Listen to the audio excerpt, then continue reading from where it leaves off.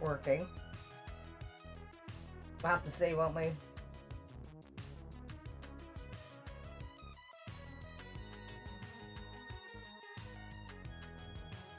Hello everyone, welcome back to the channel. If you're new to the channel, especially on YouTube, consider subscribing. Hit the notification bell, lets you know when I'm live next. And jump in, say hi. Even if you want to comment in the future, do so. Say hi below and obviously thumbs up on the video. Today we're going to be covering some gaming news. I'm just wondering if the audio is too loud for people. So I'm a bit, a little bit in the height of it just to see if it is causing any madness. But we'll get into it shortly. AK, welcome back. I'm gonna check this shit out. Let me know if it's too loud. I feel like it is loud. EK, I can only rely on your ear at this point. I think.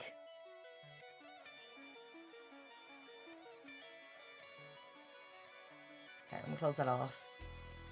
Close that off. Can you let me know? Don't want to be like overbearing people with the noise, you know? Just in case. How are you? Happy Friday. It's Good Friday today. In case you don't know. So I don't know if everyone has a nice little weekend off. Probably. Fair play to you, if you are.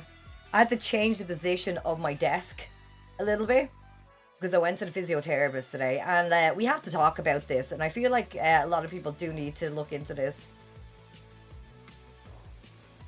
Sounds good so far. This is YouTube's playlist, by the way. This is directly from their audio library. So if you go into YouTube Studio on the left side, you'll see an option that says audio library. So I was listening to it. If it's too loud, you're too old. That's it, better. Thank you. I need to move you guys over this side because I can't see that side. So I'm trying to position everything right because it's just, like I said, I was at the physiotherapist today. Got some reality checks, yeah. But I also realized something as well, but which I never really picked up on as a streamer, right? But as someone who works in the office, has worked in an office or behind a desk for an absurd amount of time, we need to talk about ergonomics here, people. Like, I think that's the most important thing right now, is to make sure people are aware, you know, that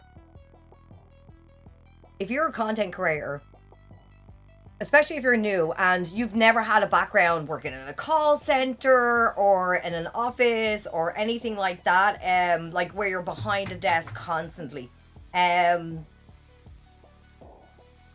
you need to start looking at your health there, especially if you're a new content creator and you're going to be sitting at your desk and you're doing all these long hours of gaming, you know, and you're carrying a lot of tension and stuff like that, and you're not getting, like, you're not going out and you're not being mobile, you're not going out walking or getting exercise or anything like that.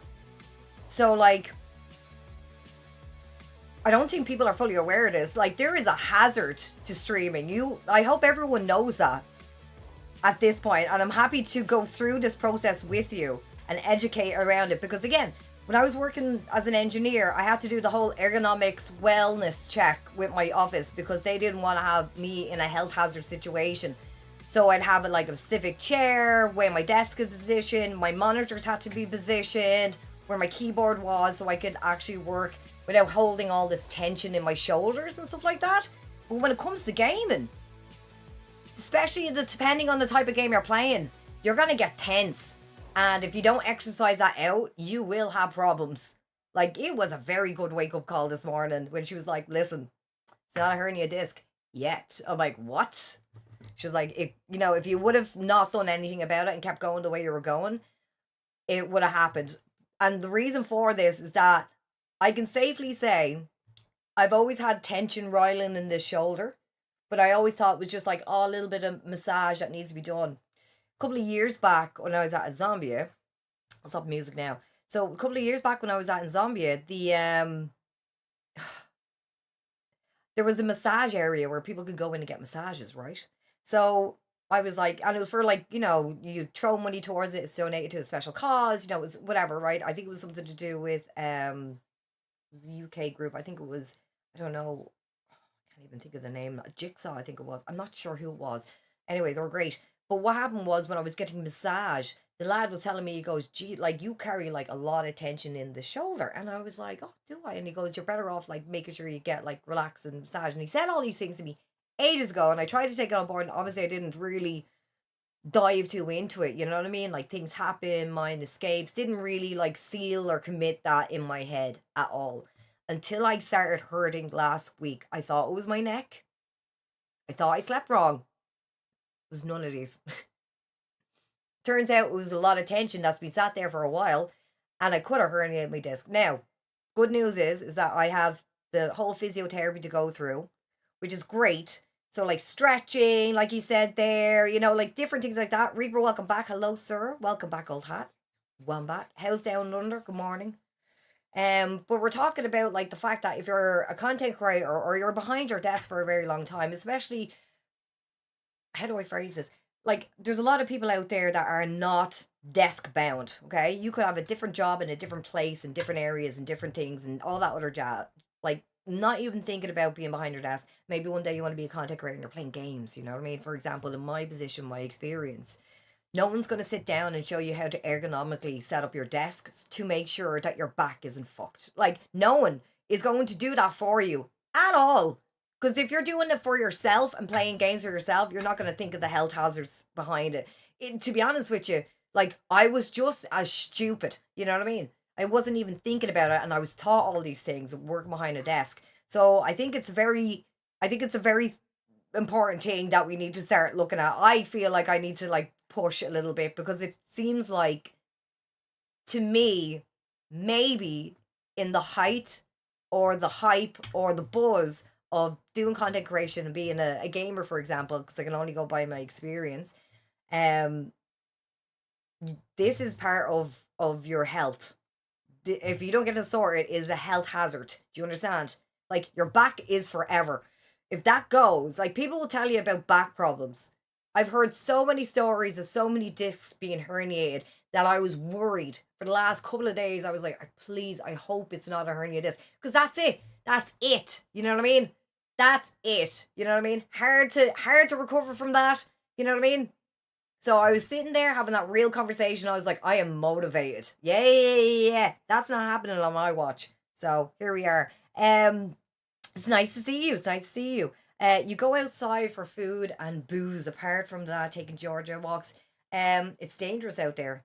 I prefer to hide behind my computer to avoid people. That's fair, but as long as you get up and stretch, you know, get off my lawn. Yeah, these kids, Gen Z kids, never mind them. It's the alphas you want to look after. So smelly alphas, okay? They're coming up out of nowhere, being absolute gates. Hold on here. I don't know why the music decided to stop, but I think it's because of I like it. I like it a lot. Very calm music. Bro, don't scare me. I'm scaring everyone, Jay. I'm dog serious, brother. Come here and I tell you something. Especially when it comes to remote work, okay? I don't know where you are or what part of the job that covers you, but make sure you have that conversation. I'm not trying to scare you, but I'm trying to put a bit of a pause here and be like, listen, Linda, listen, you might have problems down the road. Like, that's what I'm trying to air and caution. Now, I could be like an arsehole and just be like, let everyone else suffer. I'll have a great back and keep going forever. It could be like that. Could be that kind of weirdo. Thankfully, I'm not. So, I think it's a real conversation to actually have, especially with those who are not familiar, Jay. You know what I mean? That's the only thing that goes into my head. I literally lie in bed 8 hours a day. You bed rot, do you? Your laptop on my chest. Like, your neck and all that other crap is going to get affected eventually. I'm not trying to be that arsehole. I don't know how flexible you could be. I don't know how many, discs you have in your back. But I know this. It's just, like, it was a wake-up call. It really was. Hello, Matt. How are you? Hold on, let me type in this here. True. So weird. So weird. I don't like this at all. It's just so strange. I don't like... I game on this, usually on this side. So it's kind of like... It's confusing. I'm not mad about this tune. Just gonna do that.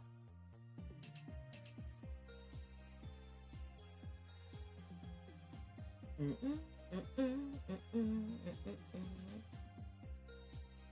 put this on repeat. Whoa! Sorry, kids. Hi. Sorry. I'm relearning my setup from like reverse. So you gotta give me a second. Like, I apologize if I blow the arses and ears off people, but like, you know, let me see if this is too loud. Why does it feel massively loud? Is it just me? Let me know. Let me know, because I'm still testing stuff, and we're gonna dive into the news very, very shortly anyway. Just don't wanna... Is that okay? Is that too loud? It feels like it's gonna get mega loud down in a second. Fuck. Okay. I'll leave it at a cool 4. Because I don't know, I doubt it's gonna like kick in a notch, you know what I mean?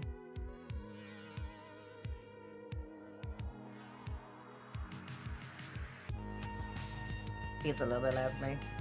Anyway. Oh, there you are, Chosen Goods morning. See is hello Canada. G'day Canada. What's the crumbs and crackers, huh? Oh, let me just... I feel so conscious about, like, in case I'm blowing the arses and ears off people. Here we go. Don't want it too much.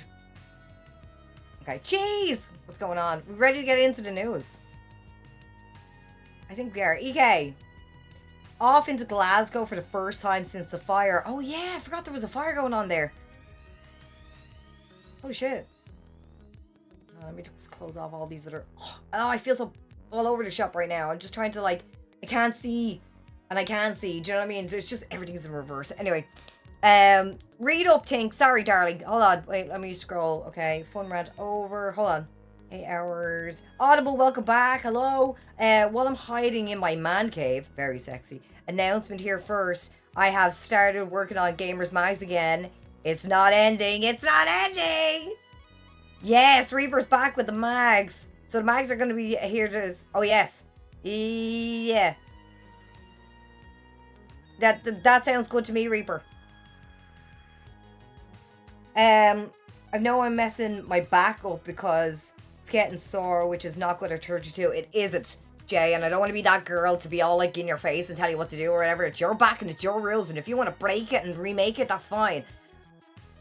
I'm just relaying the information that, like, I was sore, right? My shoulder. Didn't address it. Had it, like I said, had a massage at a convention. You know? Guy even pointed out, he goes, you're holding a lot of tension in your arm. I'm like, yeah, whatever, blah, blah, blah. And here, like here I am 2 weeks ago. You can watch me VODs where I'm like, ugh, aching to bits. I'm not trying to scare you, but go and get yourself checked. Just go and tip off to the doctor, right?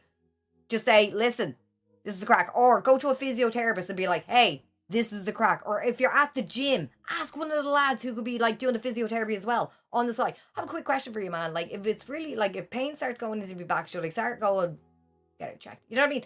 Do something about it. But just do something, you know?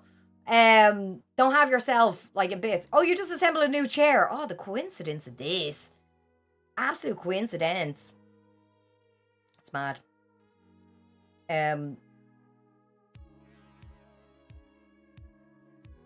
Internet Archive. Ooh. So working on August 2026 now. Okay, so let me know if the audio's grand. Are you okay, Jeez? Me. Jeez. So what happened was, and I'm nearly sure I'm gonna have to like make a podcast talking about this because I think it's super fucking important. We need to talk about these things. I think it's so important.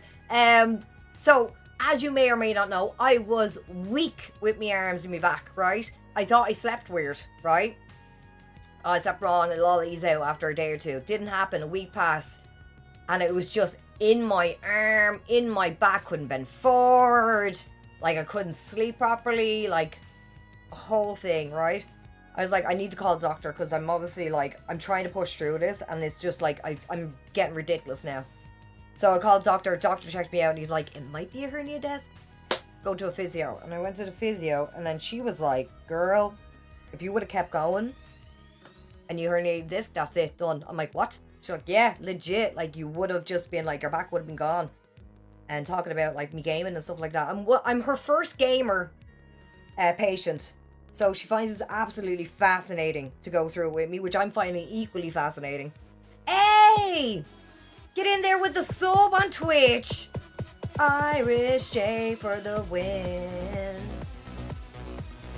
Right here on Twitch. It's live. It's happening everywhere, bitch.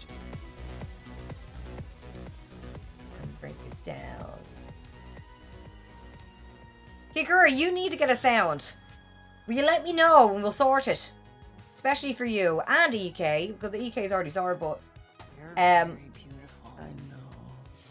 Why do you smell so good? Because I don't use deodorant and I only take bubble baths. baths. So let me know, because then we can sort it out for you. Kicker and EK Saint are on YouTube on the membership side, on the tinkering level. So thank you so much for supporting me on that side as well. I appreciate it a lot, yes. If anyone tells me otherwise, eat them alive. A palooka like me can't work a computer, not with ham hocks like these. Rosamund, welcome back. What's happening? Back pain is a pain. It is. I had back pain ever since my crash a few years back. Stephen, how did you get on with it though? Did you herniate a disc? Was there any damage or anything like that? I was pointing out to people. Hey, Dooley, welcome back, darling. I was pointing out to people that I think and I believe that a lot of content creators / streamers, especially gamers, are certainly not thinking about the health hazards around streaming. And I know it sounds ridiculous to someone out there. They're like, well, what could you do? Like, burn yourself? No, but you could fuck your back up. Yeah, I know you're not lifting and carrying the team. It's not the same thing, babe, okay? I'm just saying, like, but it's just, oh, beans on toast. Oh, beans on toast. Chance. Yeah? Oh, hold on. Let me scroll up there. I missed someone. Or did I?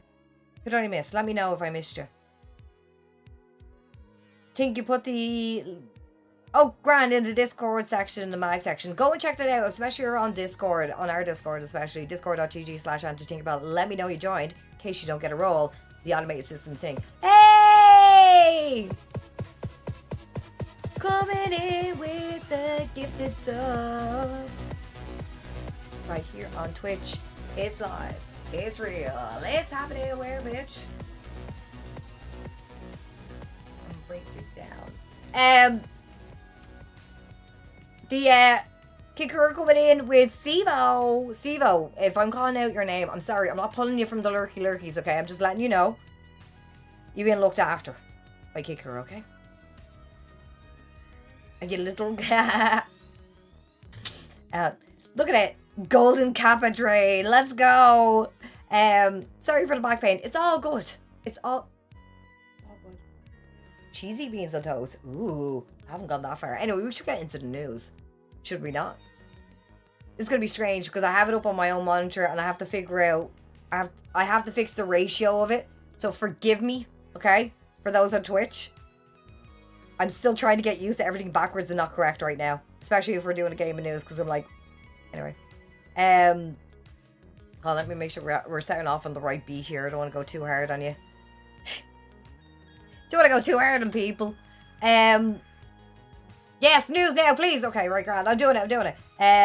Your back pain is due to pins in your shoulder, and your shoulder doesn't hurt anymore, but your back and lower back. Did the whole physio got about 70% of movement back? Damn.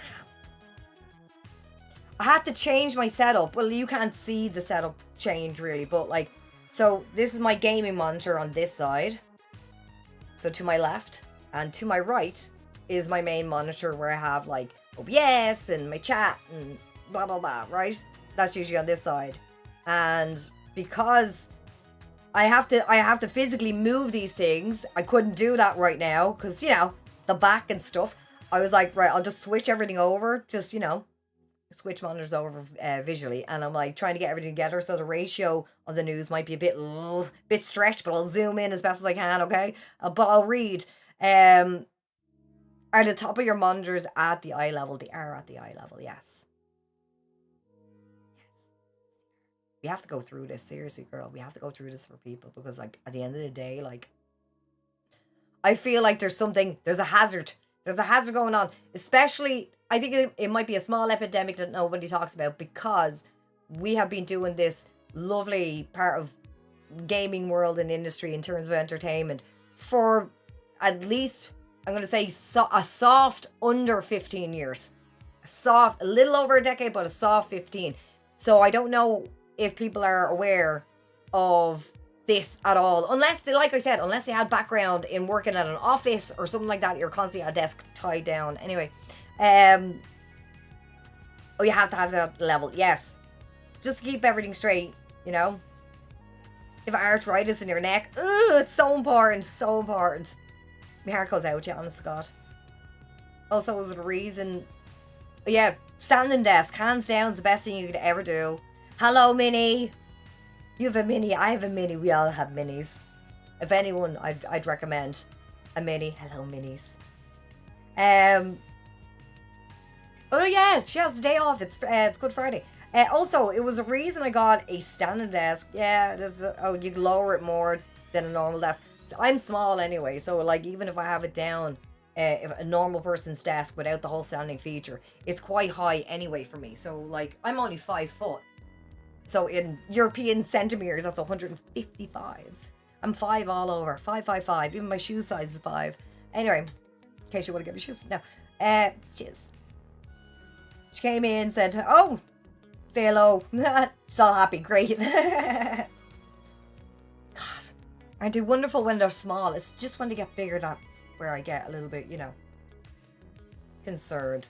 Right. I probably have to make this bigger. So I need people to let me know, okay? So, I'll zoom in though. I'll do the common courtesy of zooming in. If you can't see it, comment below on YouTube, say Tink or whatever. Like, just let me know, right? I'll take emotes. 5 foot, that's optimistic. What?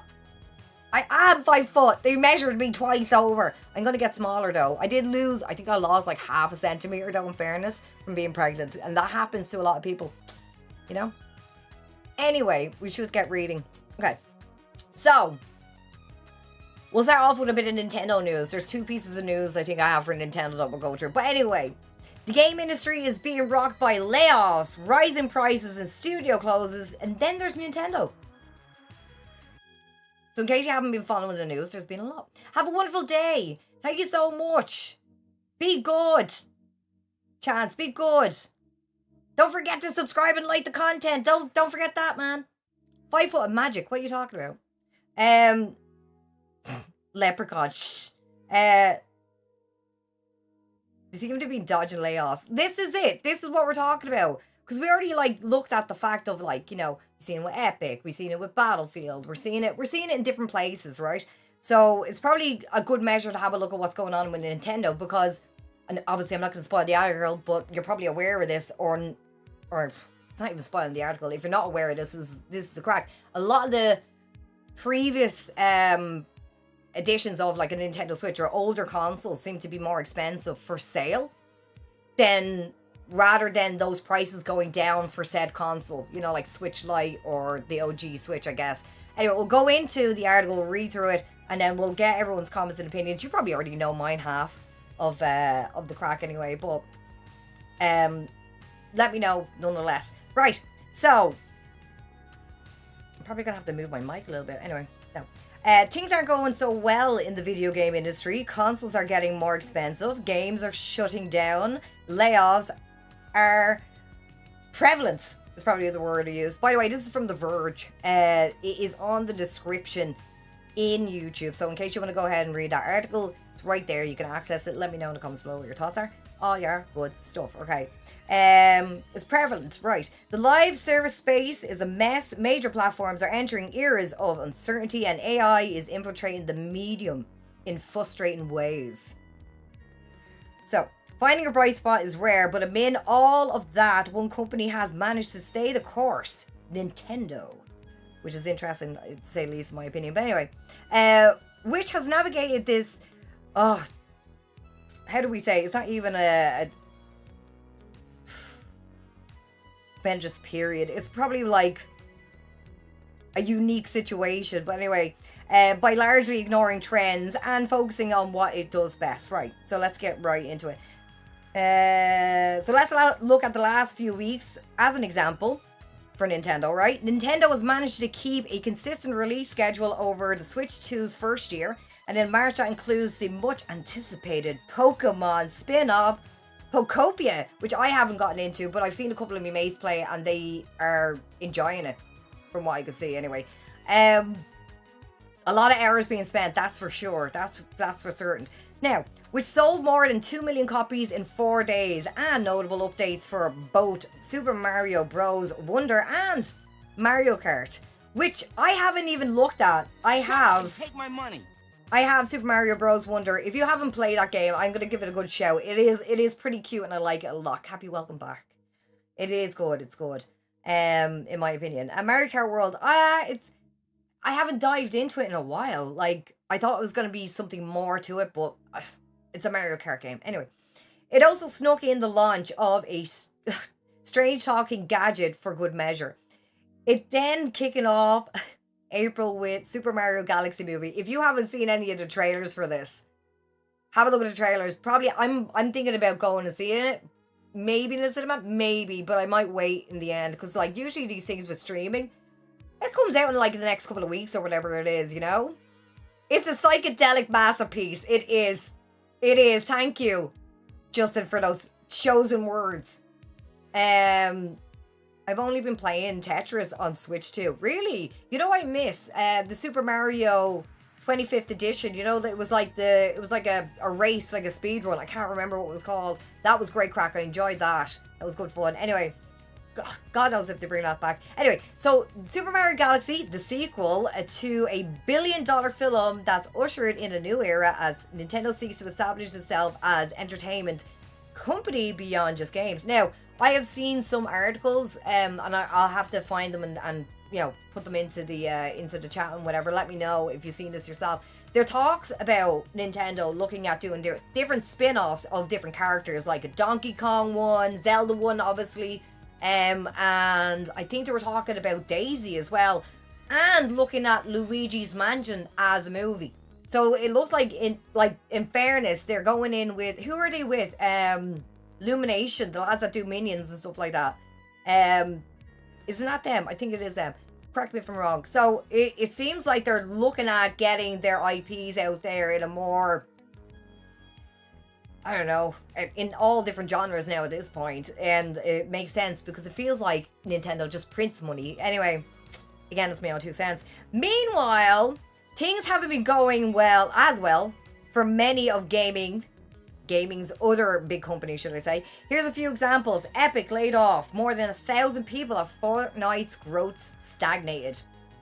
Sony jacked up the price of all PlayStation hardware to contend with rising costs. Microsoft Gaming Division is in a period of upheaval with uncertain new leadership taking charge. EA is laying off developers behind seemingly successful games like Battlefield 6. The ongoing RAM crisis means it's unclear just what's going on with Valve's console-like Steam machine.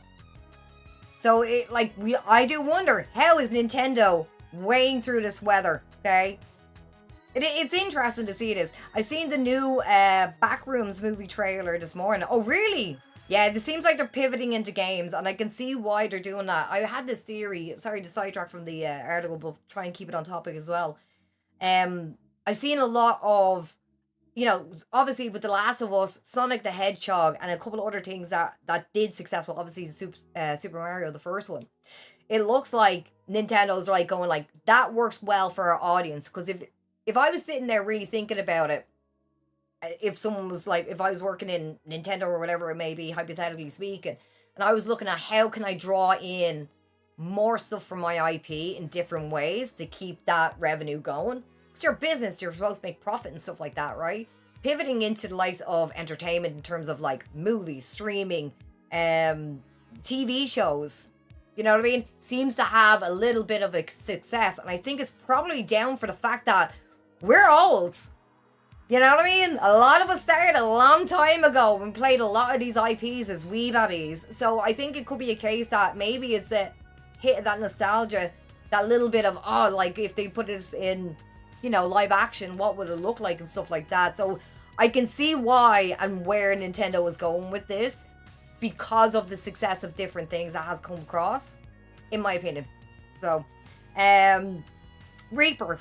consoles are too expensive. Newer consoles is, i.e. PlayStation 6, new Xbox PC hybrid. They're talking at least $1,000 minimum at the moment. They reckon it could be as high as $1,500. Then you're better off building your own PC. Oh, you just did. Chance, thank you so much. I didn't see it. I appreciate you. Anyone tells you otherwise, I'll find them and eat them alive. Sorry. Gaming, yeah, gaming, it's getting pricey. And I said this yesterday in my little rant with the whole 1,000 people getting let go from Fortnite. When I asked people, like, does anyone know how much your man makes, Mr. Sweeney, the CEO? It's definitely more than 300,000k. I can say that nicely. Google it. Let me know. Because when you understand that situation, you're looking at 1,000 people getting let go. Like, it's kind of crazy to me to sit there and be like, they're the problem. 7 years of talent. 8 years or whatever it may be at this stage, how long the game is out, depending on where they started. I'm just saying this conservatively off the top of my head. That much talent is worth way much more money to hold on to. That's like a CEO, like again, this is my own opinion, my own 2 cents. If you're in a big corporation and the CEO is making hand over fist cash, right? And then you're seeing layoffs going on, but your man gets a bonus or whatever, you know what I mean? It doesn't make any sense. If that person made that decision,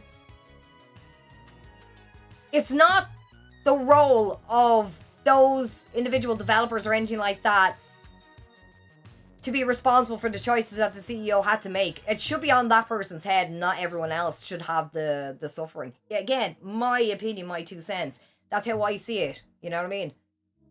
I can understand if you're a smaller business, you know, and that kind of nature. That is a different thing altogether. We're talking about like big ass companies, big ass products with big ass money, with CEOs making bank.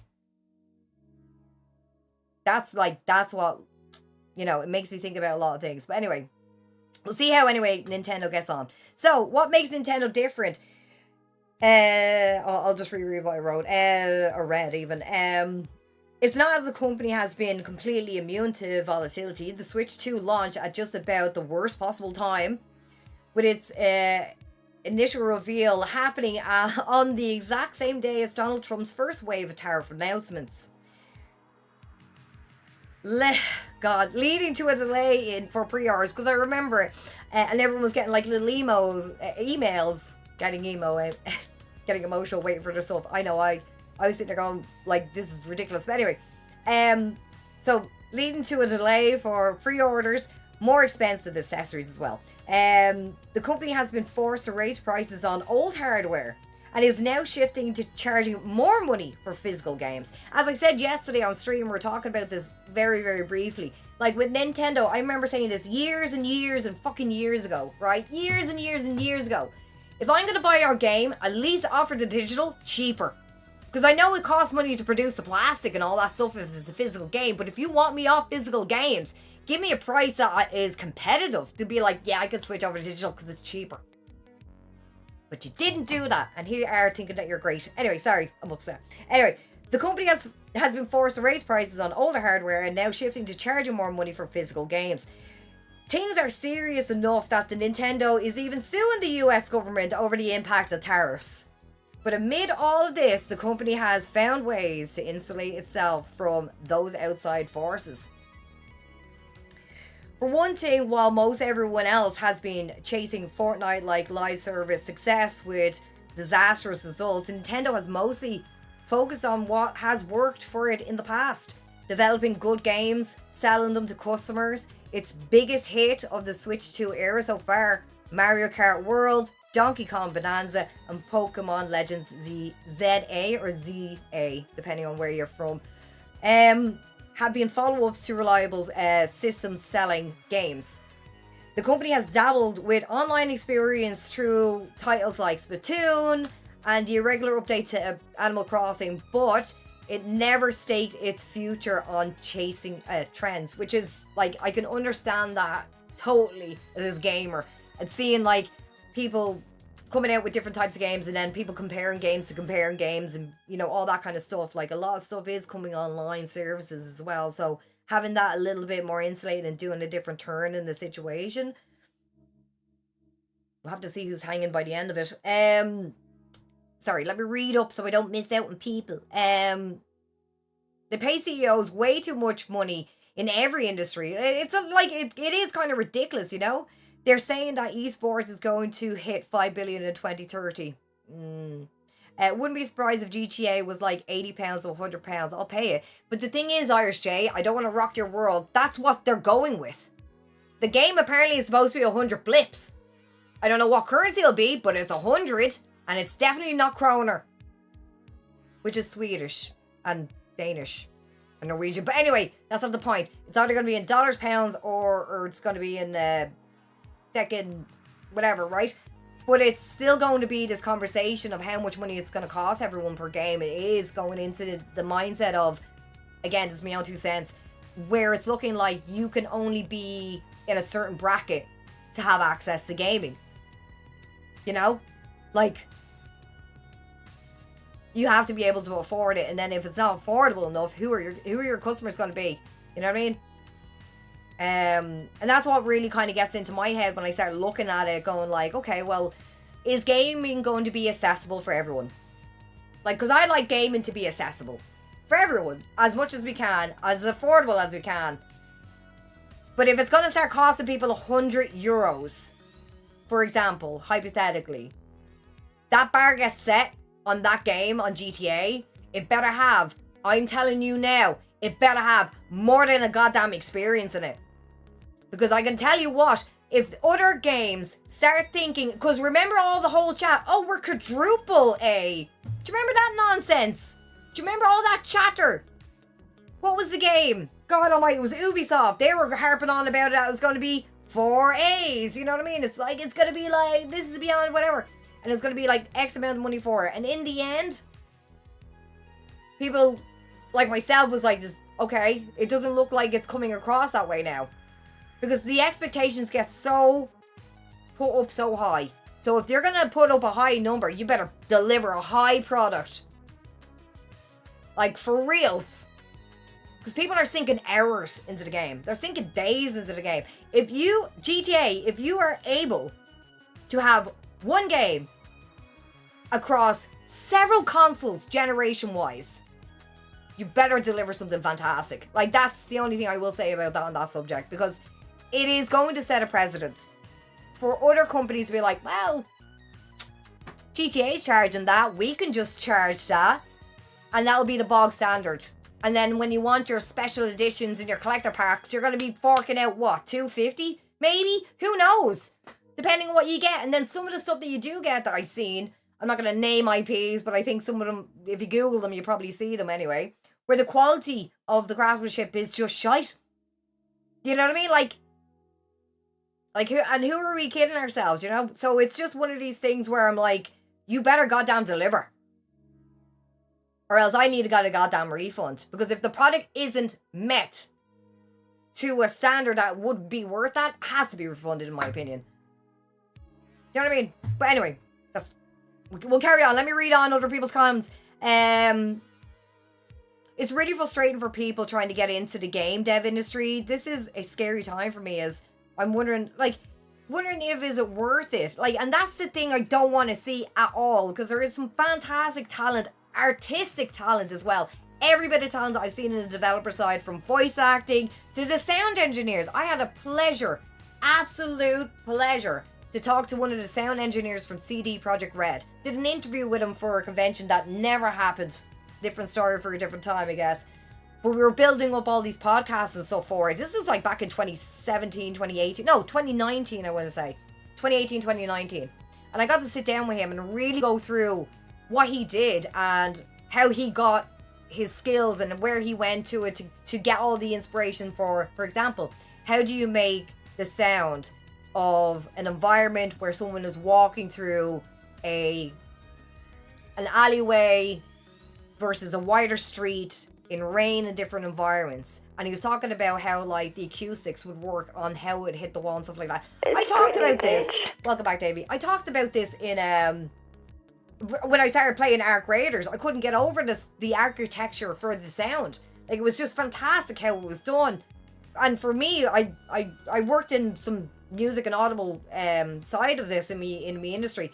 But to see that being created and for someone to make that possible, to have your own little kind of like getting sucked into this environment, into this little world for a brief moment just from sound. Fantastic. But this is what I don't want you to lose faith on, babe. This is what I get very passionate about, because I've drank with these people. You know what I mean? Like, they're great people. I've had food. You know what I mean? Like, it's a great part of the industry. Anyway, have you seen the sandbox stuff for Face Punch and Valve that might open some routes for people laid off? Oh, really? To try and make their own projects, since fair play to Gabe. I saw the light drain from your face as you read that. Yeah. Thanks, babe. Oh, I'll keep scrolling down. We gotta keep going. I have a topic that I want to bring up, game related, of course. Do it, babe. Yeah, you want to? Just do it. Just do it. Not for GTA and at nearly 700 gigs on a console. What? Do you what?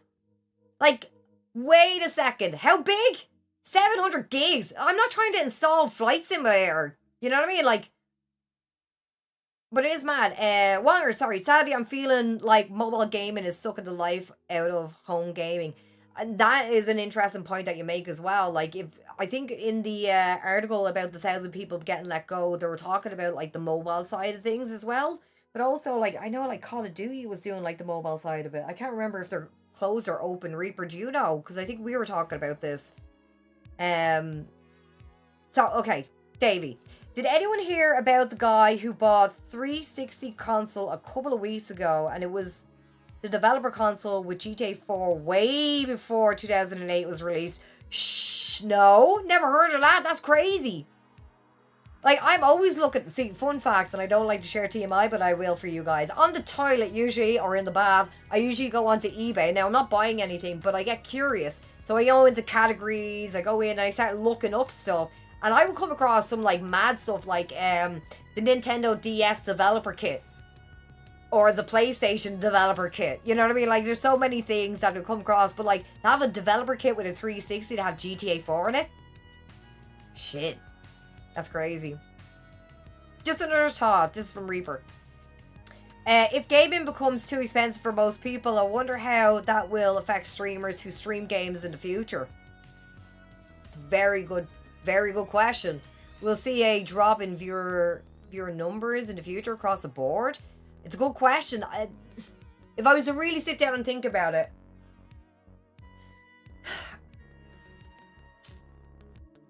like, it really depends. It really depends. Like, it even goes down to the fact of where you are on the spectrum of streaming. You know what I mean? In terms of where you're level at. Are you only starting up and coming? If you're doing this a while, maybe you don't have as much numbers. Like, where are we in this classmanship that would entitle the company or whoever it is that's giving out said game in the future to a person to review or for PR? You know what I mean? Like, that's going to be a conversation as well. Because at the end of the day, like, that also is part of it too. So would it be dropping viewerships? Maybe. Maybe not. It may be a case of adapting as well. Like, for example, I was talking to my doctor about this, and he was the one who's like, you should bring up a podcast. And I'm like, maybe.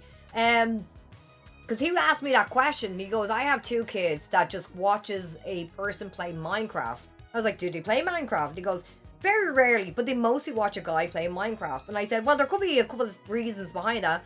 Maybe he's very entertaining. They like the game. They just want to play it now and again. Or, because I had this theory in my head about a couple of things about this, especially with the younger crowd. is they probably like to watch the game because it feels like they're playing the game, so they get the same satisfaction of completing the task without them actually lifting a finger. And that's when he said to me I should have a podcast. Because I was like, well, like, if I was to think about it, really think about it, like, that could be an aspect as well. But then again, we're coming into a world where, like, Australia is changing laws for, like, you know, when kids can get on social media in UK and all these other places. And conversations happen here and there and everywhere with TikTok. So to talk about the fact that if gaming gets more expensive, like, how would it affect streamers? It would probably affect streamers on different levels. But depending on how, from a viewer's point of view, would it affect viewers? Would it increase viewers because of the lack of access to said game? Kind of like watching a movie online or something kind of not nefarious, but like that kind of example, I guess, you know? Would it be an increase in that case for viewership for people not being able to access the game? Should be a question as well. But like, these are the kind of things I sit down and really talk about with Gingy. Like, she'll give me a topic and she'll be like, I have a 15-minute call. And we all know it's not 15 minutes. And she's like, I have a 15-minute call, and she would just give me a topic and we would just go through it, and I would just look at all of the aspects of it, like playing devil's advocate with it, you know, and seeing where would you be, you know, in the topic. But like, this is the kind of stuff that we just like not really kind of dive into too much, you know. I like streamers will have to change their content for the future, i.e. not just gaming. Maybe it could be a case, Reaper. Like, I was talking to another content creator, former content creator, should I say. They're now in a bit more higher management. So, and thank you for their time. Do you know who you are? So, I had a conversation about that because obviously I question, and you see it in my Discord, I always look for feedback because, you know, I'm looking to build myself up and build our community up and build the other platforms up and all of the other stuff that we do as content creators. But I also want to have the conversation to make sure that, like, hey, I get a finger on the pulse of how people are feeling in my community to get an idea of, is the content boring? Should I switch it up or whatever? And getting some examples. And I had some great examples. Shout out to Brother Todd of him giving me some examples of what we could look at again, you know, i.e. even this as well. So me looking at different categories is taking advantage of putting myself into those algorithms as well, right? So not only, like, if we're keeping to the whole, like, I'm just a gamer, I play games, then variety you'd probably be looking at in order to cultivate more, obviously, and depending on your game, if you're stuck on one game. If you're looking at outside the genres, then cultivating through those means as well. Like, for example, great example on Mixer. Great examples on Mixer. Dan. He's now Run Dan Run. So if you don't know Dan, he used to do making beer and playing games, right? So he had that category of either, you know, fucking cooking in this case, or, you know, brewing in that case, you know. He had that going and he had his gaming going. And so did Chef Rob, and he had his own thing going as well. And then you have the likes of Andy McFly, who's an artist. So she not only branks into the art side of that genre, but she's also in the gaming side of that genre as well, right? So you can see where people can branch out and cultivate more viewers into their communities and such, right? Same way with tech as well. Some people might, for example, Kikura, you could make a stream where you're doing coding and developing and then play the game. You know what I mean? So there is ways that people can maneuver around within the streaming realm, if you will, right? And it all depends on your individual self, right? You could be like a gamer and a stand-up comedian. Like, what was his name? There's an Italian lad that I watch. He does exactly that. He's a great stand-up comedian. He's hilarious. But he also plays Fortnite and does a podcast with his mate and talks about, like, you know, the gossip, you know? So, like, he's hitting all three aspects. And when I look at his numbers, for example, and his live numbers are huge, especially when he's gaming. His numbers are fantastic when he's cooking, because he also cooks on his channel, you know what I mean? His views are fantastic when it comes in for the podcast, and he's also great at doing his comedy stand-up. So he's pulling on different levers of where he is as a content creator, and not just tying himself into one place, I guess, you know? But also, like I said, when it comes to the conversation, when it comes down to affording games and what position a content creator is in, You have all the choices in the world. You could be fuck luxury gaming. I'm not paying $80, $100 or whatever it may be, and you go straight supporting into indies. You know? So you start going out onto Steam and you start going out onto Blue Sky. I have to say, shout out to Blue Sky. They have a ton of indies. Ton of indie devs out there. Have a look at our, highly recommend. But you can go into likes of indie support. Or you want to specifically support like Irish indie support. Or whatever it may be that will go into your comfort level. You know what I mean? So it's not like you're not without any choices in terms of the viewerships. Because the viewerships are there. Or you can really pivot and go into political talk. You know what I mean? We all know someone's going to watch. So, like, it really is your avenue of what you're doing. And those people do all exist all together, cohesively. Streamers may go real live stream, IRL streams. They go out into the wild. First time outside touching grass. Come with me, get ready with me while I touch grass. Free games are doing well. Yeah, free games are doing well. Excuse me. Free games are doing well as well, so it really does, like, that's what I said ages ago. Like last year, I there's VODs on it, I promise you this. I said there's going to be a renaissance of indie games. There's going to be like a big boom for indie games, really pushing forward. So, still not wrong about that. Personally, this is from Brother Todd. Personally, I don't need any more Jack Doherty or other nuanced streamers.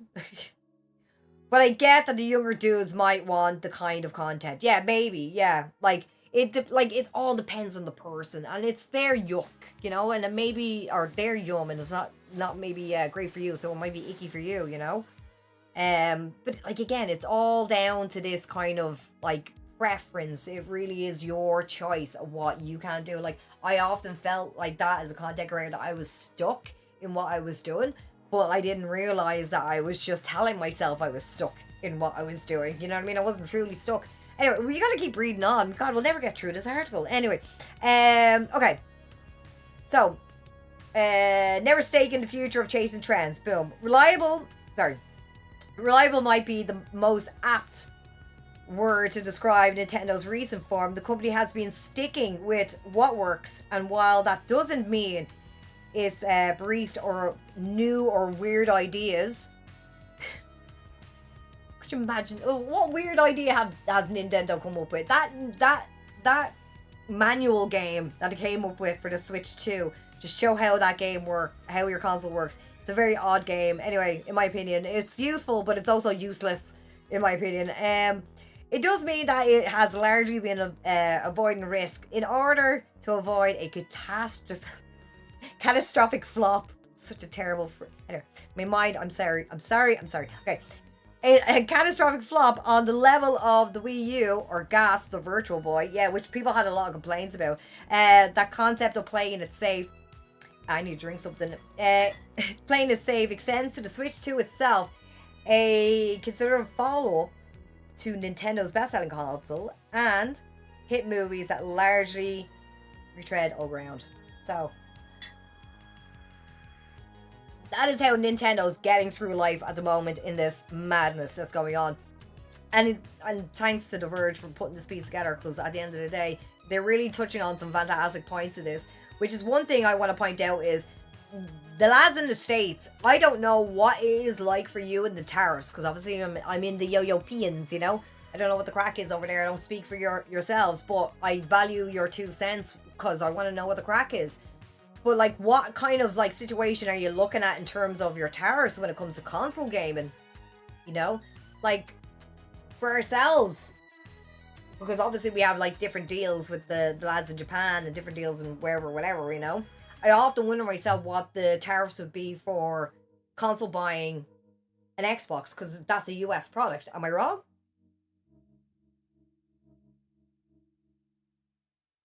Like, let's go on to it now and see how much it costs. Easy choice not to buy for you, yeah. Still not buying a Switch 2. I'm happy with the Switch 1. Switch 1 is a fantastic console. Has a great library. It is great. It is great. It has a great library. Like, I was saying that for a long time. I was like hemming and hawing about getting the Switch 2. I waited and I was like, oh, I'll get it eventually. You know what I mean? Like, I'll just fucking get it. And I got it, and it's there, and it's alright, you know what I mean? Console graphic cards are expensive, are they? Like, how much are we fecking for the US? Xbox is US. Yes, it is. Okay, cool. As much as I may really want that new console or even new parts to build a PC, yeah. It's like, it's easier choice just not to buy. You're absolutely right in that case.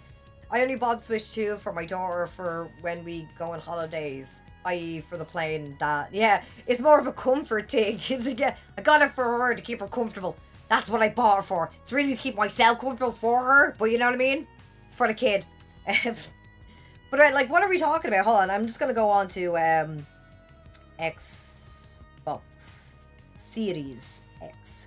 Right, this is what I'm doing, so everyone has an idea. I'm just googling how much. How much? Oh my god, I hate this. I just want to see how much a bleeding console costs. Sorry. Xbox Series X. Okay.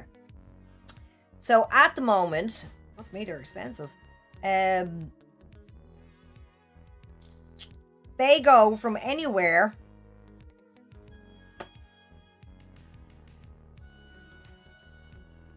Oh my god, it's crazy. Okay, so buy them brand new from one of the shops here in the Netherlands, like bol.com. If you want to check that out, it's bol.com. It costs 657 euros. I don't know what that is in Freedom Books. Someone will have to translate. Or Chuck Books. That's the English version or British version. Sorry. So this will give you an idea. So brand new, 657, bol.com. Okay. For the second-hand market, used Xbox Series X, second-hand market, 250 euros. Just think about that for a second. You nearly spent 700 euros on a console. You no longer want it. You're willing to take 250 for it.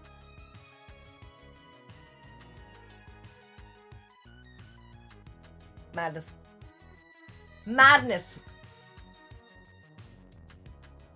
I won't listen to it. Morning! How's it going, Odin? How's it going, Odin? I don't know why they show up these stupid ads. Sorry. Make sure I have this all laid out. God, my monitor's too big. Anyway. Moving on to the next story of Nintendo. And I'm sure some people might love this. I'm sure. Maybe. I don't know. It depends. I'm into this story. I'm pretty into this story because it's just cheeky. It's the best way I can describe it. It's just cheeky. It's probably like the cheekiest thing I've seen so far from a gaming company. I've seen a lot of things happen with game companies. Anyway. Nintendo loses yet another battle in its Pokemon patent trolling. So the US Patent Office has rejected one of the vital patents claimed in the company's fight against Palworld. Oh really, Nintendo? Oh really? Let's go down. Oh no! So, Nintendo attempts to destroy Palworld via the patent courts are not going well at all. The company that's so accustomed to court cases going its way just cannot catch a break when it comes to its attempt on the Thought Pocket pair. Blatant baiting. The latest blow, via GamesWay, comes as the US Patent Examiner rejected Nintendo's ridiculous character summoning patent, although this is still far from over. Jeez, they're still on the salt. Yeah, yeah. Yeah, they are. Yeah. They're just still going. Anyway. Nintendo Patent hashtag, you could probably look at this up. 12403-397 was inexplicably granted by the United States, should I say, the US Patent and Trademark Office, the USPTO. That's not time off, by the way. In July of last year, despite its obvious flaws and ludicrous restrictions to... I can't wait to explain this to people. I'm getting excited. Sorry. Ludicrous restrictions it would put on all other game development. It is ridiculous, okay? I'm going to show you how ridiculous this is. Okay. It allowed Nintendo to take a company to court for infringement if it created a video game that let the player summon other characters for battle. It really was that broad, going as far as to prevent anyone else from being allowed to summon sub-characters, whether for direct or indirect control. Now, I'll give you an example. Tekken. Tag 2 or Tekken Tag? That's you throwing out another character. You know what I mean? Mortal Kombat has that. Throwing out another character. Anyway, as I said, cheeky. Really are, they're taking the mick. It made no sense that 397, as it's known, was granted at the time and were Nintendo to use it. It could have been huge implications across the whole industry. Can you imagine the amount of games that would have to change development if they got away with this? Cheeky is the word I use. You think they would just stop wasting money on lawsuits or keep losing? It's a bit weird. The strategy is that they can afford it much more than Palworld. That's true. Like, if that's the case of, like, sweating out someone through lawsuits, that's crazy to think of. If that was the case, mind you. Knock on wood. We're only having a conversation. So, then they might as well, sorry Owen, they might as well go after every monster summon game like Digimon. Yeah! Yu-Gi-Oh! Yeah! Monster Quest and more. Yeah. It's good. Like, it's crazy. Nintendo needed to lose that court case. They had to. Like, that's the law, baby. A few months later, Trump's man at the US... Sorry for scrolling down and upsetting you further. The USPTO, John A. Squires, woke up and realised what he'd done. Spotting that Konami, Bandai Namco, and even Nintendo itself had already filed patents in the years past that should have prevented 397 from passing. A fresh look was demanded. Bet your fine ass it was. Yeah, John. Wake your ass up. Yeah, what were you doing? Anyway, today the beginning stages of getting it off the books are in place. Can you imagine? Anyway, as for games, I don't know, all these ads are going up. Go away. Go. I don't want to see this stupid ad. Anyway, it doesn't matter. It'll just do its thing, I guess. So, as Games Free reports, and in brackets, by the way, for those who are listening, and all credit must go to that side for the relentless reporting on the subject, the USPTO has now put out a non-final office action, which rejects all claims in the patent. Bet your ass you did. Bet your ass you did. Anyway, sorry. The non-final part is important. Do you know why? This isn't over and Nintendo can still appeal. The company has 2 months to do so and can extend that for any reason, but shouldn't the obviously unacceptable nature of the patent prevent success? Yeah. If they appeal this is like bonkers. Anyway, just... Alright. Well, no. Because patent laws is a gruesome mess that no one is paid enough to try. And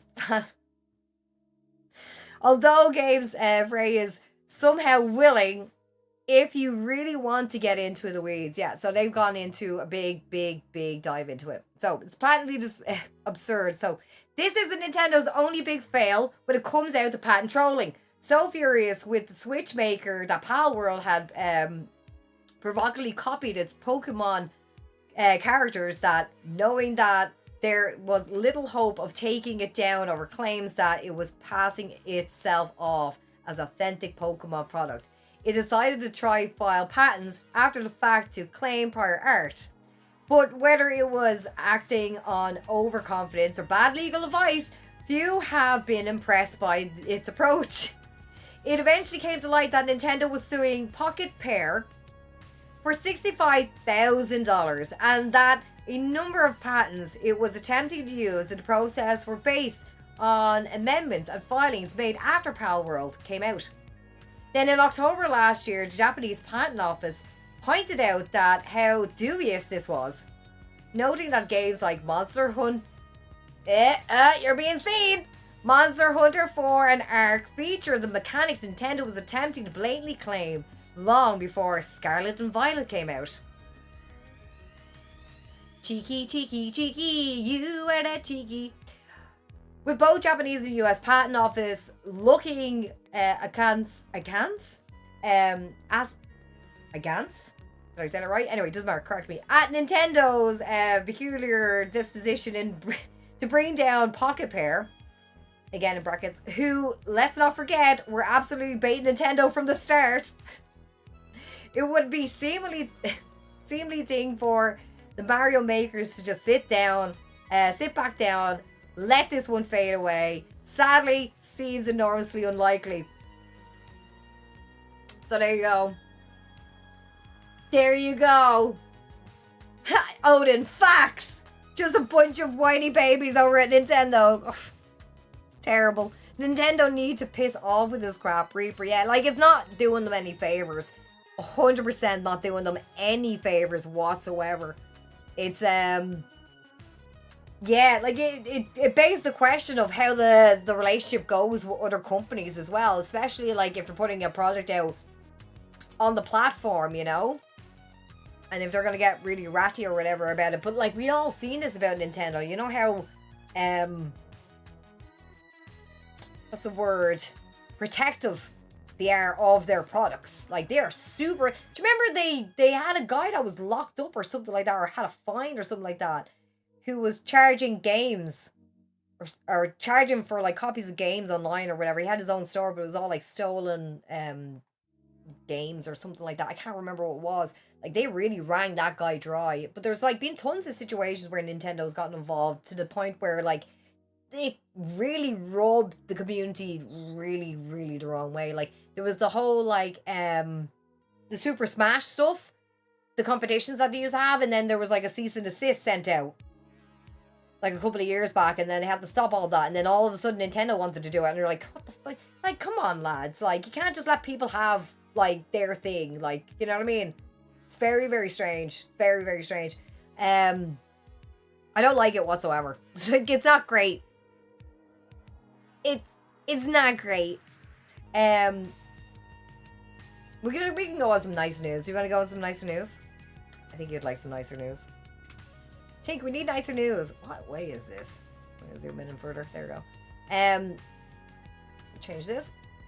So, GTA Online Twitch drops are back, baby, where you can earn up to, get this, GTA 1 millions. 1 million GTA blips. So, this is what's happening. Rockstar shared this report as well, by the way. News on Twitter. That's where it comes from, and this comes from GameSpot. Sorry. From April 2nd to April 15th, players who watch, particularly streamers, who will receive Twitch drop rewards within 72 hours of signing into GTA Online after claiming the drop. As explained, listen up, kids. As explained on Twitch, these are the award tiers and how to earn them. Yeah, just take it. Just take the freebies. Just take the freebies. Right, watch 2 hours and claim the reward of GTA's 250k. Watch for 4 hours and claim a reward of 250k. Watch for 6 hours. Another reward of 500k. And then if you watch for 8 hours, claim the reward Winter Highway Patrol. And of course, you will have to watch a partner Twitch streamer while they're playing GTA Online. And you have to be logged into your account and have all your stuff connected up, right? So if you don't have your Twitch account connected to your Rockstar account, you're gonna have a bad time. So make sure you have that all sorted before you start watching some partner streamers. Now, obviously, I'm not partnered. Now, I'm just a smelly affiliate, which I like being. So I'm sure there's a bunch of partner streamers out there. I can't recommend anyone because I don't know if they're streaming GTA. But I think that's good news to share. So if you want to take advantage, go on to Twitch, go into the GTA category online, have a look at your partner streamers, make sure that drop is active, right? Not only your stuff has to be set up, your Twitch account needs to be connected to your Rockstar account and all that jazz, but make sure your partner streamer that you are watching has those Twitch drops, right? So don't miss out on the freebies, man. That's a million blips. That's a million goddamn blips. Ooh, I have the hiccups. So, right, we'll move on to the next story. I thought I'd share that shortly with you. Because at the end of the day, if you don't, know the deals. Oh yeah, and PlayStation dropped their free games. I didn't get a list. Because I have so many articles. So, let me know what they are. I could probably go on and have a look. I don't know if I have it on my phone, actually. I'll just check. Because the Tadu Makara, Connie and Scale, and Tussa Gama.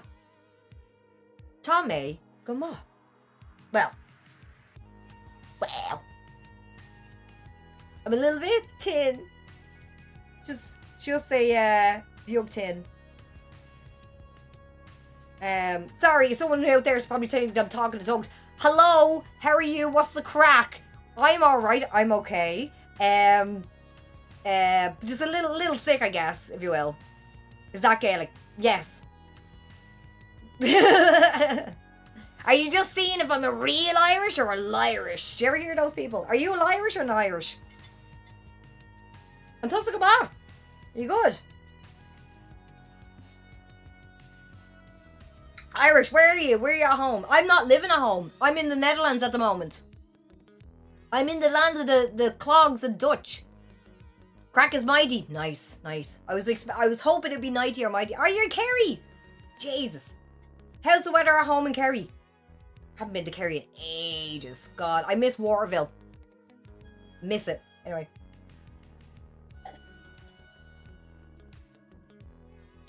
Absolutely raw, man.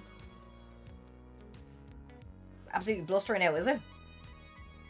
I ain't gonna lie, me and the other half would have loved to go to Ireland, and now and again an Irish accent slips out. Yeah, God, we are contagious, I'm not gonna lie. Supposed to be shy, yeah?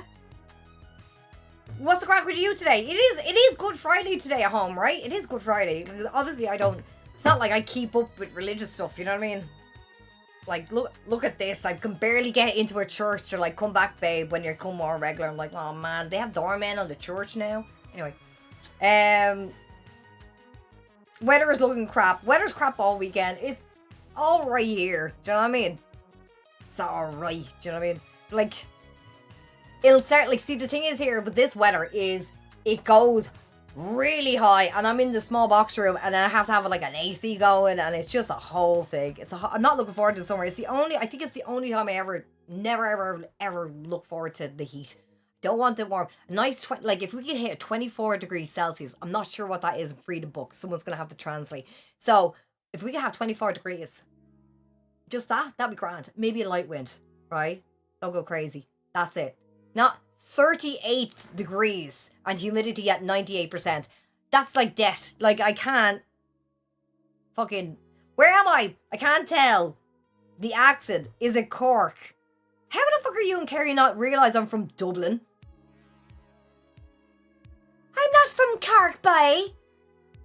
With the fiends and the bears. I'm not... Sorry. Anyway. I'm not a liar. No. What was it? Ignore. Okay, sorry, wrong chat. You're fine. You don't listen to double accents. Yeah, no, I don't blame you. They usually don't down there anyway. It's alright temp in freedom units. 24 is 75. Yeah, 75 is nice. Snipe, right? You're not too much, you're not too little, but you're enough. That's a Goldilocks zone of heat. You know what I mean? The Goldilocks zone. Anyway. And I think that's my main thing at the moment. I prefer Dublin accents over my Belfast one. We just stop. My sister's with a North. He's hilarious and I love him. Every time I see him, I was like, go on, tell me about your daddy, your car and your trucks. Go on. It's like, shut up, you. Okay. Me yaddy and the cars and trucks. Love the North. Don't diss the North. Like the North. North accent's cool. Some girlies from the other places, they think that shit is sexy. What are you on? Look at me, Jay. Lean into it, brother. Lean into it. Anyway, sorry. We'll go on to the next topic, yeah? Lean into it, brother. Lean into it. Anyway, sorry. Let me open this up. No offense. Oh, no, it's fine. Nort! It's because you're all the way down on the bottom and he's up on top. No, I get it. He's luring over you. Sorry.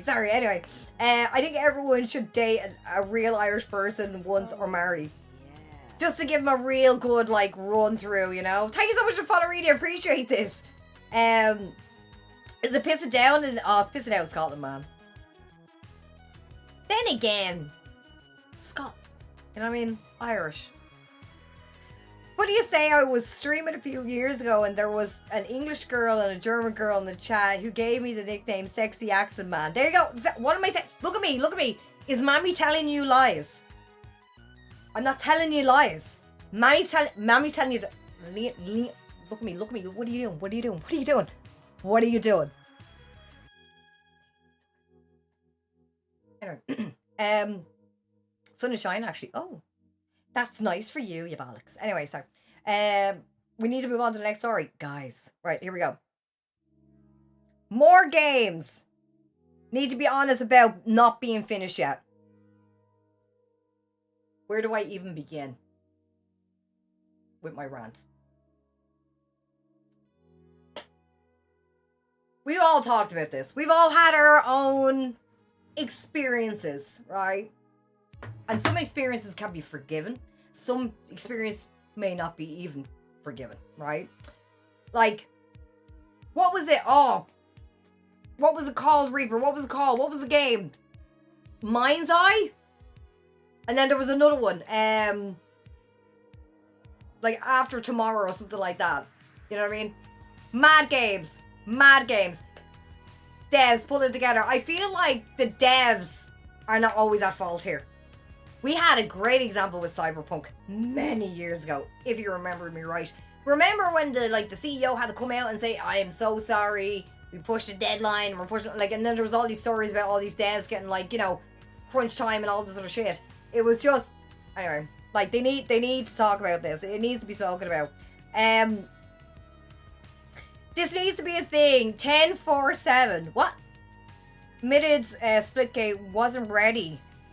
Oh yeah, took the game offline, redone it, released it, and bang. Yeah, that it's like listen, girlie, you're in this side of it, right? So you would probably be able to give us some kind of like idea of like where the pressure points are, you know? Because this is something that I have to say, and we all have to be honest in the conversation about it.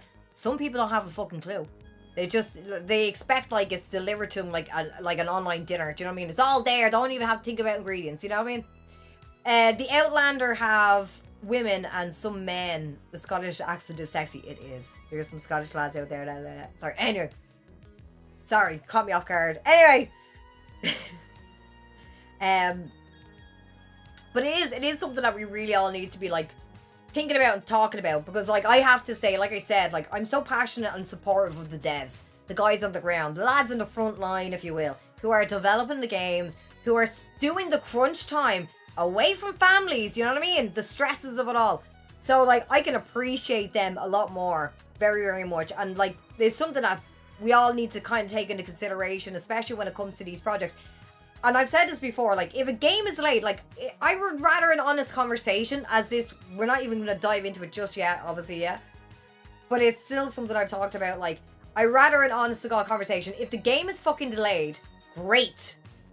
Like, why are we trying to meet some shitty deadline from a bunch of lads behind a board desk who haven't fucking even tried to code a game yet? Why the shit would I listen? Unless you have that absolute skill, talent, and experience slapped right up your arse, shut your mouth and let the artist art. You know what I mean? Like, can you, like, this is the thing that I get really annoyed about. And we all know this exists, okay? I'm not going to sit here and be like, oh, well, maybe they have some ideas of what's going on. No, right? Listen, there's people in boardrooms that are just signed in because this product is doing well and that product is doing well, whatever product, be in gaming, health, tech, whatever, right? there is something there that people get signed in for that they haven't a notion, and all they're looking at is the deadlines, bottom lines, and analytics and stuff, right? Are they necessarily bad people? No, right? They're obviously held to some kind of like whatever when it comes to the business side of it, right? But when it comes to these conversations and people are getting pushed to their limits, I'd much rather you be honest with me. I'm willing to pay the money. The game is pre-ordered. I'm willing to have the conversation.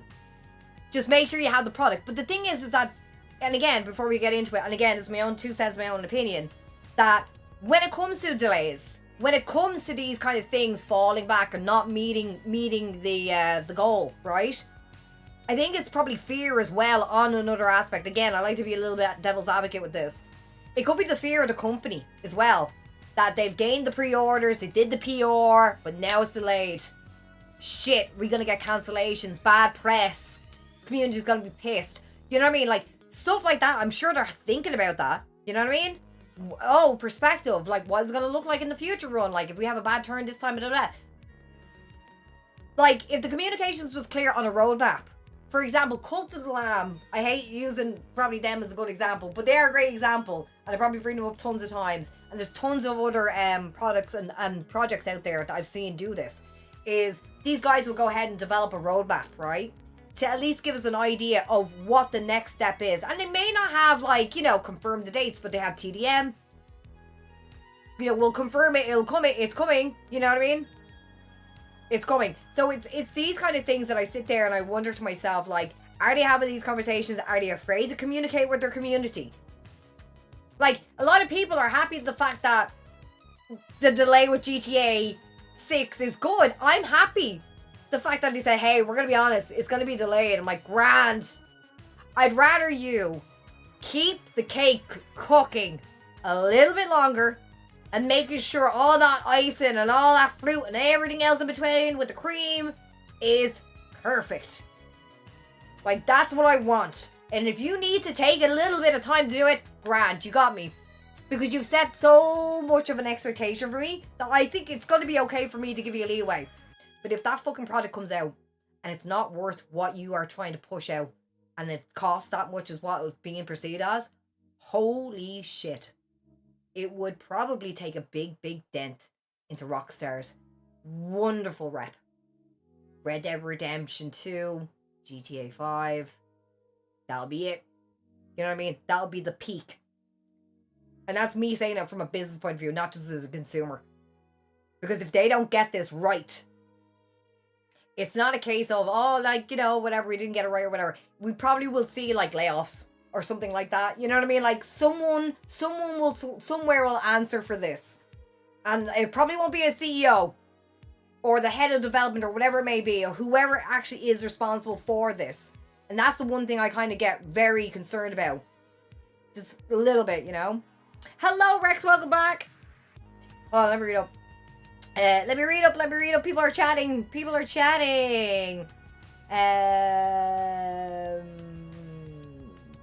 Oh, everyone's having a good chat. Okay, let me pick out the recent then. Everyone's full of chats. Everyone's having a great one. I'll run up to Kicker because you're probably the best point of contact that needs to be done. Okay, so I was talking about, because Kicker is she does her game coding and development as well. She's fantastic. She's got controllers hanging up. Yeah, that's the tools. Do you not have a gaming belt? I'll show you my gaming belt later. Anyway, so right, woman's right. Let me read up your thing. So, like with Battlefield, people are calling for things that take so much time. Big maps aren't made overnight. Hell, no, they're not. I know that. Testing, building, breaking maps to fix what's wrong.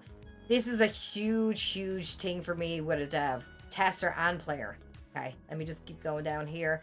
Activision has, again, reading on from herself, Activision has ruined COD with listening to what big streamers want. I've seen stories about this.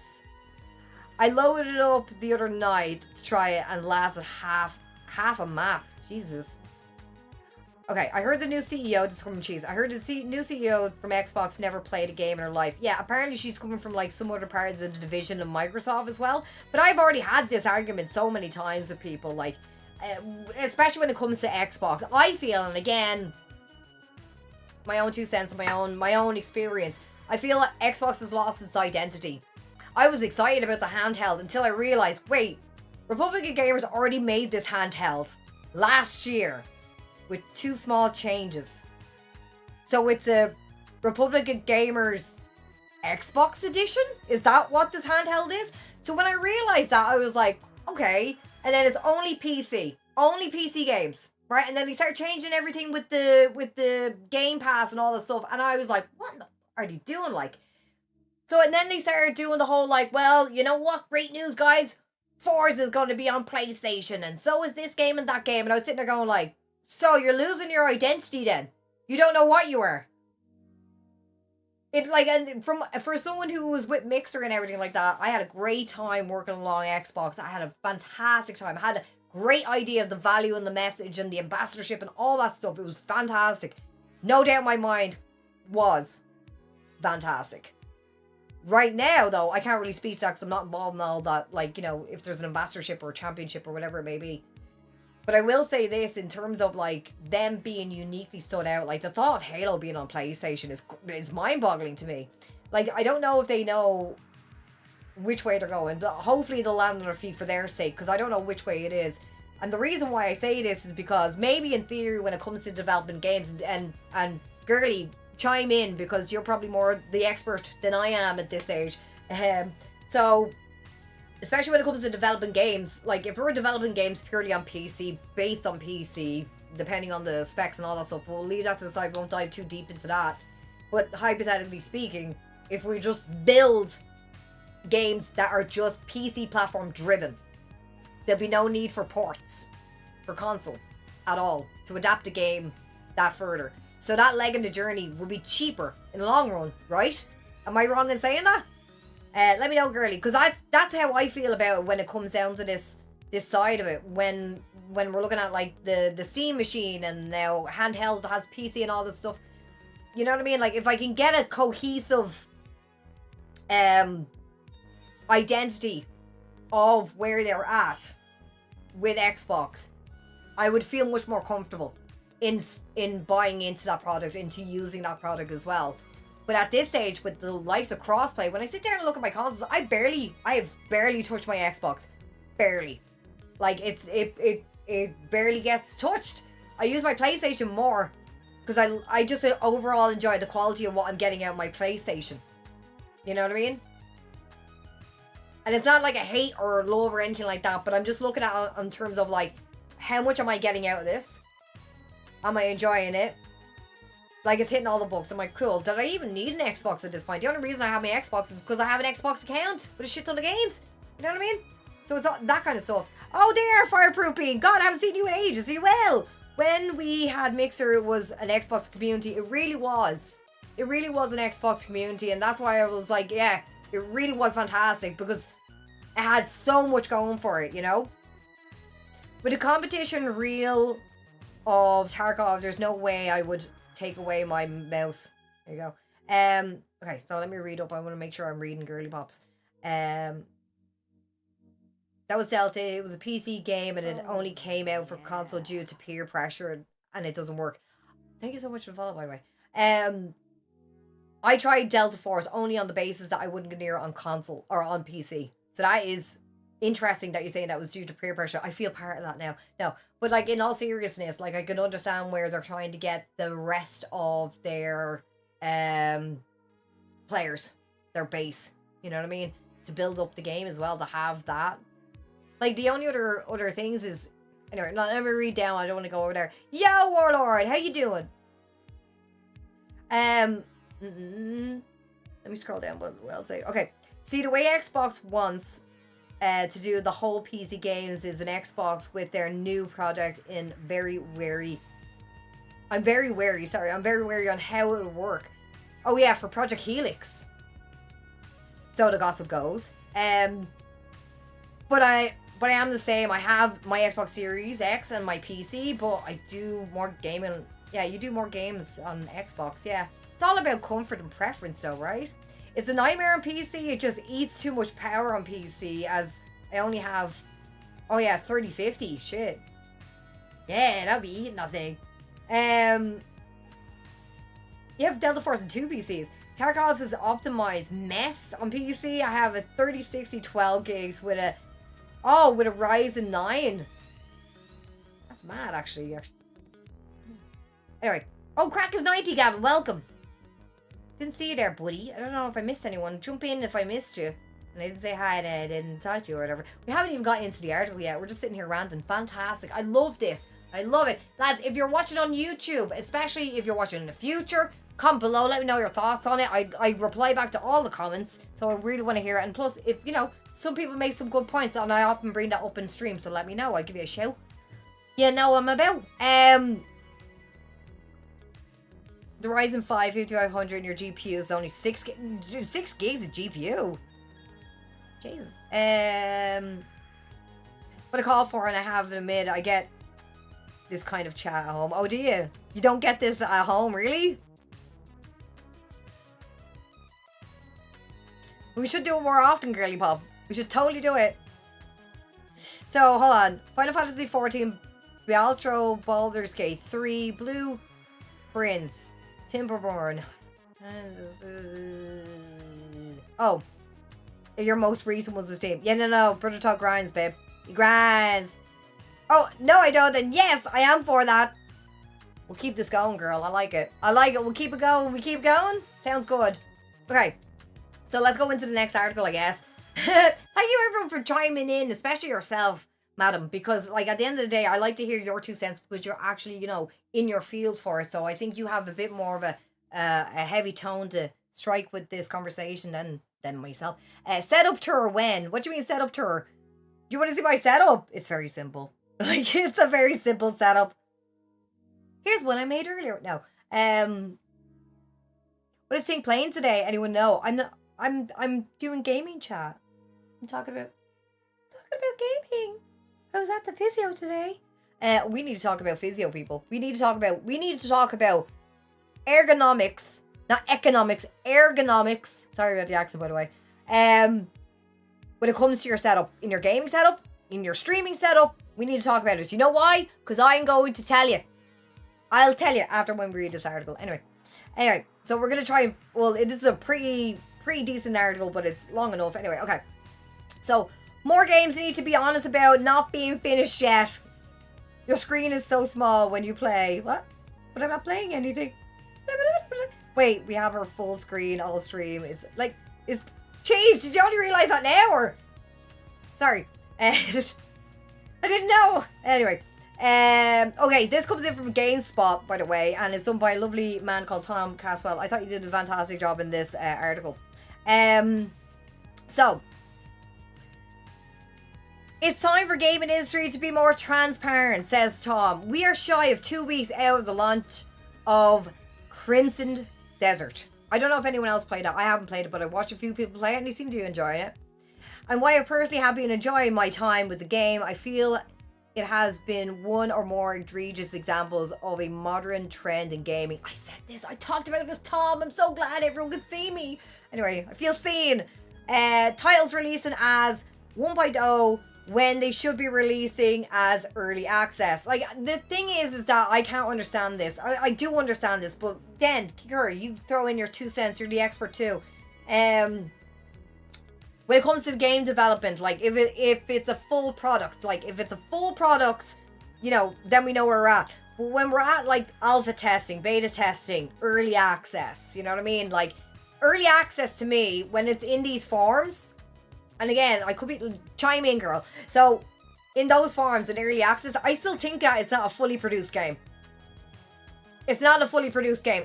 You may have early access. If I had early access with a fully produced game, for example, like Starfield, if I bought Starfield, I would have got to play it 3 days beforehand, before anyone else. That, in my head, is early access.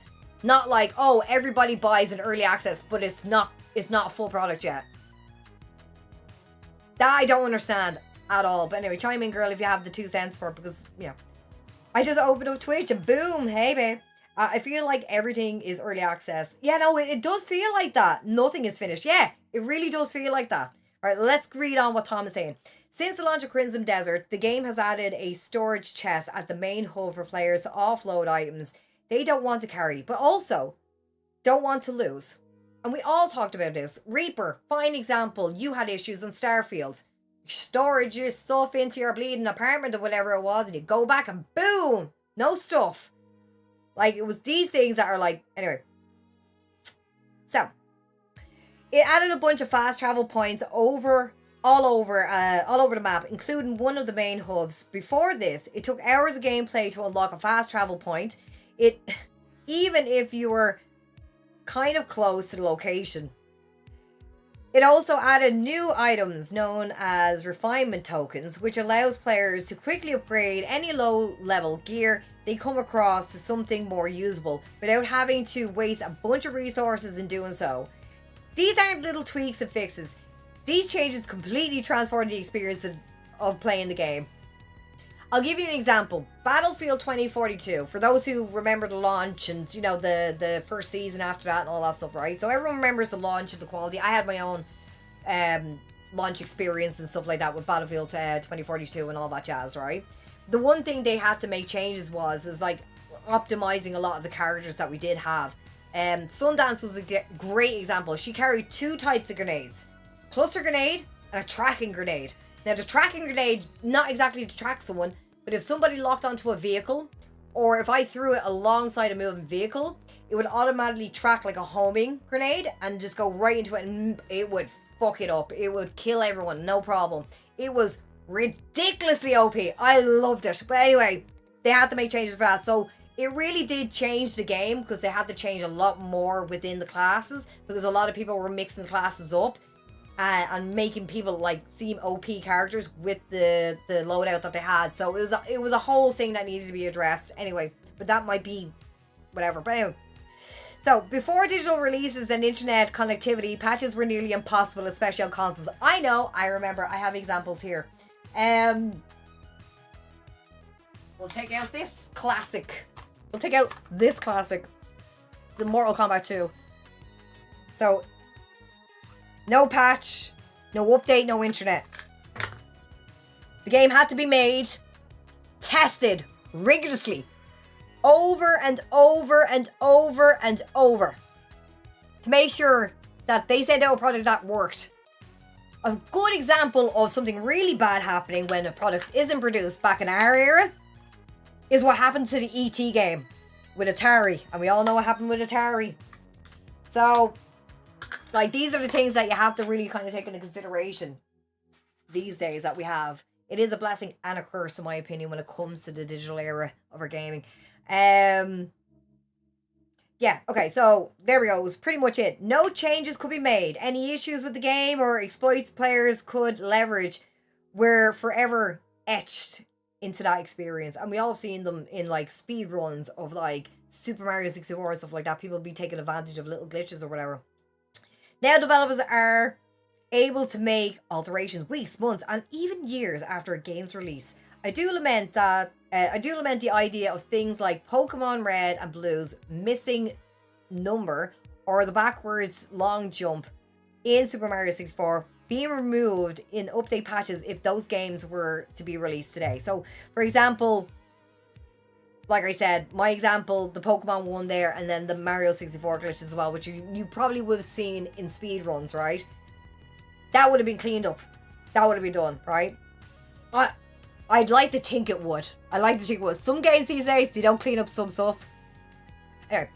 However, I do think the ability to improve upon a game's potential after it has been shipped, creating a better experience for those already playing, and enticing newcomers who have been put off by hearing about its missteps, is a net positive, but the expectation of what people are getting at launch needs to be better set. And I couldn't agree with them more. Okay, let me read up in the chat, because people are chiming in and I want to read. Cheese, yes, I've been waiting for games to finish for years. 7 Days and Palworld. Yeah, Palworld's really going through it with Nintendo, huh? But you know what? Nintendo lost a case. They're gonna try and pick it up, but they lost a case. Anyway, so many games, Steven. So many games seem to not want to admit it's a beta these days. I think it's a case that like they don't want to say it's a beta, or they don't want to say it's whatever, unless it's like a highly, not really highly, but like something that's really anticipated in certain niches of the gaming world, right? And I think that could be a factor too, you know? Reaper, I lost all my gear on Starfield and I was the first person in our group to hit second play. Though I think after that never played it again. Oh man, that's... Mark, welcome back. How are you? Are you good? Alright, let me read up on YouTube. Ernesto, I feel like you're looking at everything through an amber colored glasses. Oh, they're not really... Can I show you? Let me show you. So obviously you can see this. Okay. So it's not like that much of a difference. But it just reduces the strain in my eyes. We are talking about ergonomics, babe. We're going to talk about it. Don't you fucking worry. We're going to fucking talk about it. Anyway. Vinny, welcome back. Hello. You're enjoying Crimson Desert? I haven't played it. It's not really my jam, but I like watching people play it. You know what I mean? God, Reaper, so hard. Okay, there you are, girly. Okay, I'm currently doing a playtest for a game, and it is full of bugs, but the developer is so grateful. But yeah, early access is good, but I don't see it as testing. More closed pre-alpha. Yeah, that's why no, you're right. That like a closed alpha or something like that. I've done closed alphas. I even talk about it now. How many years is it? Fuck, I think it's like after like 5 years or something like that. I think I'm allowed to talk about it. I'm sure I'll be told if I wasn't allowed. But like, Sea of Thieves has been out a while, and I remember me and another person were testing that as well, you know? So, yeah, I can talk about it. Yeah, me and another person were testing out as well, and that was always presented as pre-alpha. So when the game got fully released, it was full release, you know, and then they kind of added stuff as they went along, you know? Let me see here. Oh, you have a Game Gear too? Good. You have tinted glasses and they're brilliant. Yeah, they're like probably the best thing you could ever invest in, to be honest with you. Like, I got these glasses sent to me. I'm not in bed or anything like that with the lads, even though we have to have chats, you know. I'm not going to go into it, it's none of your business, but we have chats. But at the time, they sent me the glasses because I have a pair of gunner glasses. And the issues I had with my gunner glasses is just not comfortable, you know, with the headset on and everything else that I felt with it, you know, was pinching here, pinching there, pinching in the back when I had a headset on. It just didn't feel comfortable to always wear. And then if I took them off, I had markings here, you know. So I said it to the lads, they're like, tell you what, I'll send you a pair, review them. They even said it to me, they goes, be as honest as you want, compare them to your gunners. And I'm like, I haven't put on my gunners in months. Highly recommend anyone to get themselves, like, invest in glasses, not just gaming glasses, but like high filtration, proper like computer led glasses, because it's all part of your eyes, man. If you're gonna strain your eyes, like, that's on you, buddy. Like, even if you don't need to wear glasses, you don't have a script or anything like that, it's best to have it, because then, you know, you don't want to be fucking going mad. Anyway, right, hold on. Okay, let me read. Okay, we're on to the next article. Oh, look at the face of it. Pikachu face. I won't deny I helped. Let's hope the compensation reflects that, eh? What does that mean? Alright. So, let's take Starfield. Let's continue on.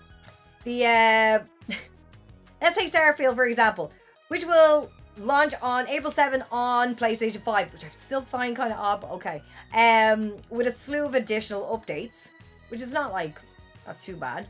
In the game, you'll now actually be able to fly your ship between planets in a star system rather than being relegated to fast travel to any given orbit and being limited to just the airspace. Actually being able to pilot your ship from planet to planet in a spacefaring game. What a concept. How do you feel about that? Let me know your thoughts on that. Right, let me know your thoughts on that. Okay. In a previous update for the game, a year after it launched, a vehicle was added because navigating many of the Starfield planet on foot was often a slog. Someone was telling me, can't remember who it was, between that and Death Stranding, Walking Simulator was the name that was given for that. Which in and itself is like hilarious. But yeah, they're not wrong in the whole situation.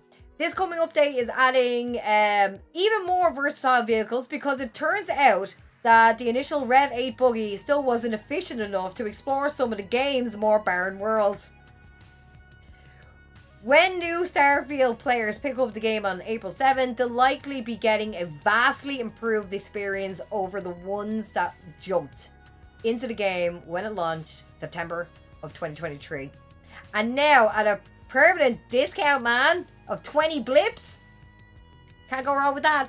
To put it plainly, people paid money to be some of the first people outside of Bethesda's to play that game. They voiced their feedback online, and then the studio took that feedback, used it to put out updates and improvements. That is the early access business model.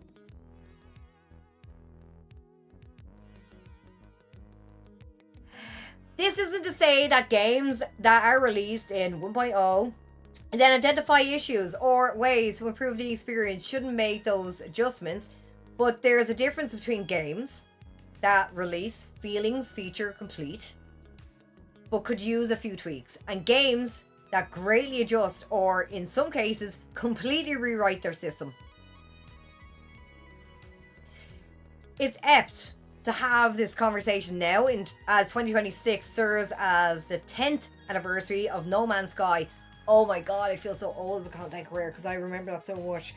I remember No Man's Sky because I was watching a streamer called Man vs. Game, and he was playing it, and it was a big sponsorship and a big blah blah blah, and he was playing on PlayStation, and it kept crashing on launch. It kept crashing over and over and over, and this chap didn't have like a few hundred people, he had thousands of people watching him, and it was just like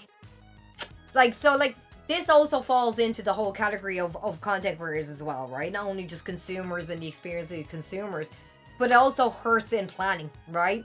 For myself, I have barely, I think it's just one game, and he was just Battlefield 6. Maybe. I don't remember if there's any other game that sticks out in my head, where I literally got it on day one in the most recent couple of years. And the reason for that is that, like, I sit down and I ask people, when Arc Raiders came out, I waited. Marathon, I'm still waiting. Cyberpunk, I definitely waited. I waited a year, got the game for 20 blips, brand new, day one edition, right? So, like, for me as a content creator, if I'm having to plan something, or if I'm working with another gaming company or studio or whoever it is, and they're giving me a game for me to play, and that game is not fully finished, I'm always a bit iffy about that. You know, I'm like, if it's not fully finished, and you still have whatever going on, or whatever it is, you know what I mean? Like, then I'm a little bit iffy. But if they're saying, like, the product is done, and they're saying it as bold it is in my face, product is done, you've already had early access to it, you're playing it, this is a release date, this is what's happening. And I'm like, alright then, if they're sure, then I need a plan for that. You know what I mean? But that's only if I'm having that conversation directly with that company. If I happen to be in that realm, which is, like, it's not overly often, but it floats around quite a bit, right? But it doesn't mean I have to go on day one. But it's any other games, if I'm not doing any kind of conversations with companies like that, if I'm planning or excited about for, what was the game? Anthem. Good example. Seeing Anthem on Game Awards or whatever it was a couple of years back, and then I got the game, and then a few years later, boom, just dead. Excuse me. You know what I mean? So, like, I felt burnt when I got that day one in a way. So it's one of these things. Anyway, we'll keep going. 1 billion free updates is not even an exaggeration. That is a lot of updates. Battlefield's the only franchise I will buy right there and then. Like, I enjoyed it. I very much still enjoy it. You know what I mean? And I was there. I was clearly there, raring to go. I have my passport. I have my passport. I have a bag. I have a jacket. I have a bullet-shaped drink. Anyway, but it's these things that I kind of sit there and kind of be like, all right, if I'm sure, like, I have to be sure, because again, like, as a content creator, if I'm not having those conversations with those people and there is an update of a game that's coming out or whatever it may be on the day, you know what I mean? Like, I have those hesitations in my head. It's like, I wonder if it'll crash. It's going to look bad on stream, you know what I mean? Or whatever. Especially if you're like one of these people that really follows the franchise, like, or anything like that. you start reflecting a little bit harder on yourself. Anyway, let me read on. Irish A. NMS was a shit show at the start because they forced a release early by Sony. Since they released 1 billion free updates, yeah, I bought it. Oh, you bought it to support the devs. This is it, like, supporting the devs is, like, that's probably my main thing at the moment rather than anything else. Because, like I said, like, I've drank with these people. I've eaten with these people. We've had lasting conversations. You know what I mean? Like, I see people as human, you know what I mean? I don't see them as, like, these worker ants that are just there with no life, you know what I mean? It's just, you know what I mean? Okay, so let me read on. At launch. Okay, over the course of 10 years. Hello Games continuously implemented updates after update, which not only patched up some of the initial mechanics that the developers had said the game was meant to have, but also built up its foundations to create an entirely new system, turning it into a beloved experience and rewarding for the developer, which continuously sells of the game. No, it was Hello Neighbor. That's what I was playing. I was like, did I play that game? Cyberpunk. Okay, this is how things usually tend to play out for games such as these. No, not for free at all, actually. Technically not at all. Your neck. Okay. This is how things usually tend to play out for games such as these. The discourse. Right, let me do my stretches while we're all talking, I guess. So the discourse around Cyberpunk 2077 was dire at launch. We remember it. I've never seen so much vitriol launch at a studio for releasing a game the state that they did. Man, do you remember it? I remember it. That CEO had to write a whole big yellow letter and apologize. It was fucking awful, you know?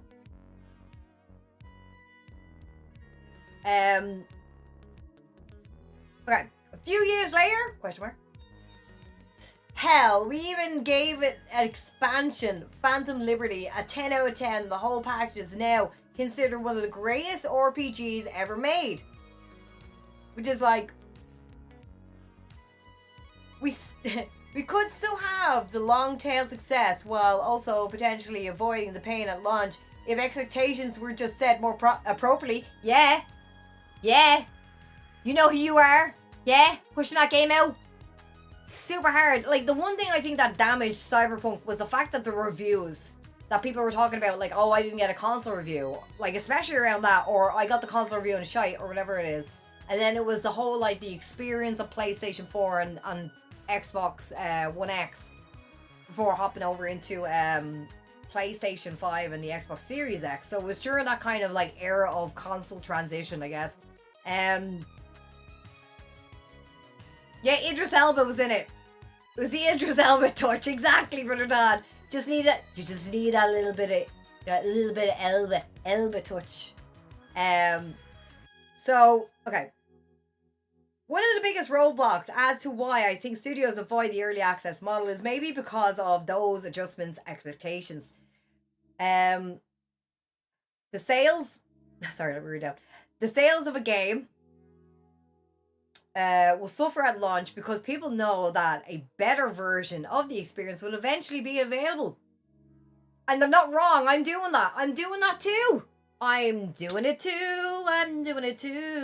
Honest to God, I'm doing it as well. So, they're not wrong. Anyway. Sales also... Okay, sorry. However, there's a game being sold on Steam right now that defies that logic. At the time of writing, nearly 250,000 people are playing Slay the Spire 2. A game only a few weeks into its early access period, which it peaked concurrents over 500,000. I never heard of it. Then there are titles like Hades Duology or Baldur's Gate that see success in their early access period, and then when their 1.0 version drops, they are in line for some of the best games ever made. Brother Todd, is that true? I'm still playing it. There you go. Like, I picked up the DLC right before the Series X cropped out. I can still stream it through Game Pass though. Oh, really? Interesting. Oh, Stay Slays. Oh, so you played this? It's good. That's interesting that you mentioned that. Okay. So, okay, let's move on. Yes, I know. We're comparing a game from indie publishers and developers to games from publicly traded companies. But another recent game trend is how blurred the lines are becoming between indie titles, AA experiences, and AAA games. Now, again, as I said this time and again, I think the I even asked Paul and everything like that. I think the AAA thing is just a gimmick. It's a buzzword, you know. It's top notch. It's 5-star, you know, like that kind of like expectation setting buzzwords, you know. And I think that's where some of these companies get themselves caught, you know, because if they don't deliver on what they perceive as a high class game compared to what your consumer thinks is a high class game, the communication is terrible. You don't know what your customer wants or what your customer could be looking for. The point is that the landscape of the industry is going through multiple radical transformations, which is also leading to record studio closures, layoffs, cancelled projects. In order for the industry to come out healthier on the other side, all of these changes, I believe transparency is a key element of that phoenix rising from the ashes. And I agree with this man, Tom. I do. I agree with him because it really does come down to being shit. It's even like that I feel as a content creator, being authentic, you know, being genuine with yourself and the situation or the product in this case. And I believe like if you just be a little bit authentic and a little bit more genuine, especially with your customer base, they would respect you a lot more. I feel I would be respected a lot more if that communication was dealt to me as a potential customer. You know what I mean? I think that's, you know, it should be obvious, and it may not be for some out there, but like it's these kind of things that would be a good start to addressing some of this conversation, because I and like many others out there as consumers, as gamers, we're getting pretty fed up with stuff, like with things, and it's just like you're either selling to all of us or you're selling to a selected few. That's the reality of it.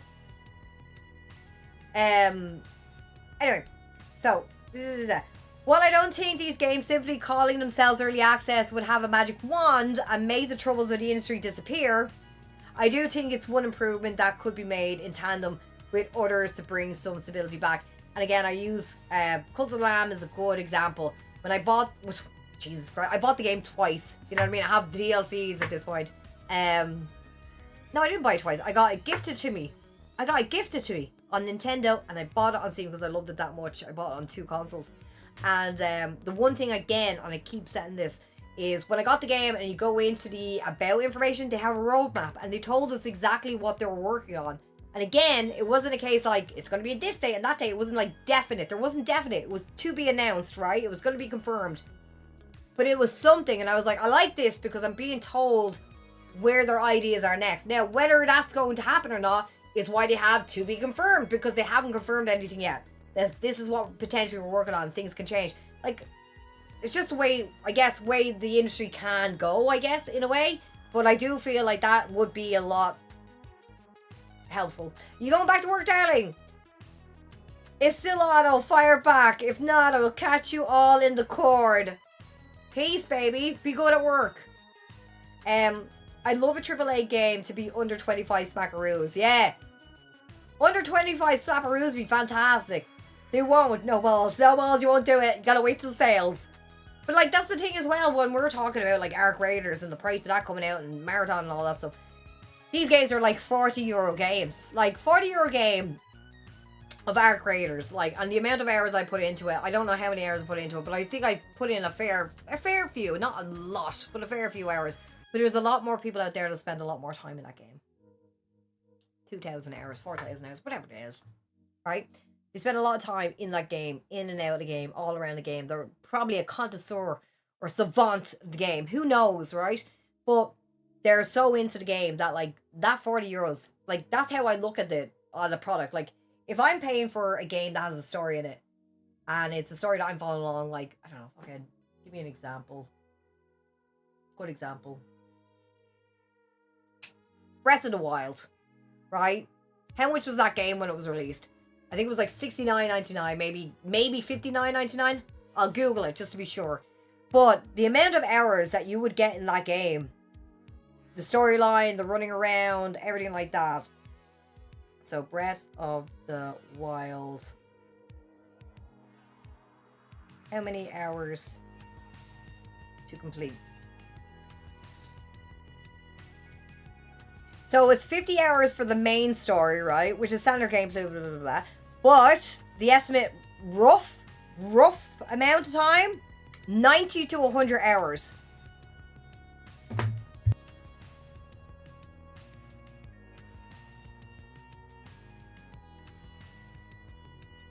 Sorry, I'm back.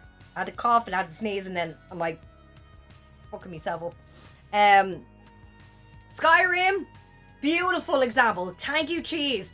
Skyrim is a fantastic example of a game that you'd be spending a lot of time in. Like, a lot of time in. Same way with, like, Assassin's Creed is probably a good example of that. Valhalla, I know, is a very good example of that. But it's these kind of games that I sit there that, like, I need you to justify why I'm paying this, in a way. Because I want the longevity of it. I want, like, if I'm buying a product and it only lasts for a short amount of time and you're paying that much money for it, it is, like, it's ludicrous in my opinion. It's ludicrous to have that, you know? Valhalla's great. I never played Valhalla. I was only talking to Brother Todd about this, going like, the game seems a bit too long for me to play it from end to end on stream or something like that. But I wouldn't mind sitting there doing it off stream. But it'll take ages for me to do it. You played Skyrim for 2 years. Yeah, I lost a lot of hours on Skyrim, man. I couldn't help myself with being a cat burglar, you know? Going in and robbing people. Hogwarts is great too. Like, how many hours did you get out of that? It's the only Assassin's Creed you like, I feel. Do you think so? Is it because I get to go home to Ireland? Come on, we go there. I remember I was saying this to people, like, if you're playing Valhalla and you're playing the Irish DLC and you're from Ireland, don't try and visit your house. Don't dox yourself. And they laughed because they realised, shit, yeah, you're right. I can't be doxing myself. You know what I mean? So if you're playing that and you're streaming it and you're from Ireland, try not to dox yourself. Hey, what's going on there? I don't want to say how many hours I have in Skyrim. It's okay. We're all not king shaming. Don't worry. Don't worry, babe. We're all family here.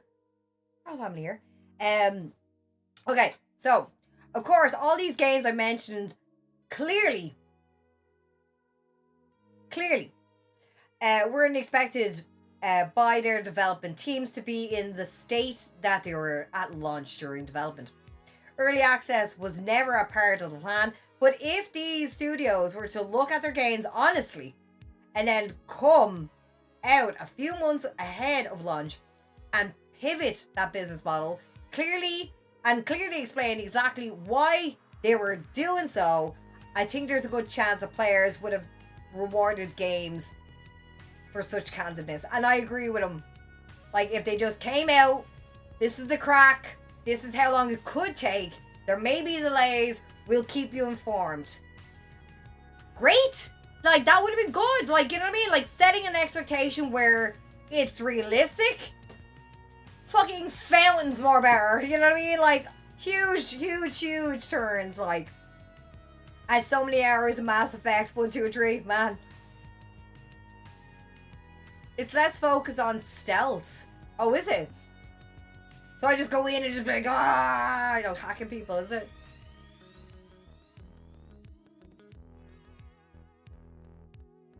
It's a bit mad. Our game wasn't ready for EA, but our publishers told us to push it to EA, and we all lost our jobs. Jesus, or we all lose our jobs. Like, I can't, like, that's ridiculous. Like, that is so stupid. Like, the only thing I kind of compare that to is, could you imagine if you're running a car company? Could you imagine if you're running a car company and the board's like, fuck it, fuck the safety shit, send the product out. Now we don't need seatbelts, it's fine. You know what I mean? Like, do they honestly think someone would buy that bleeding situation? I know I wouldn't. Like, I know I wouldn't. Like, it's such a ridiculous mindset to have.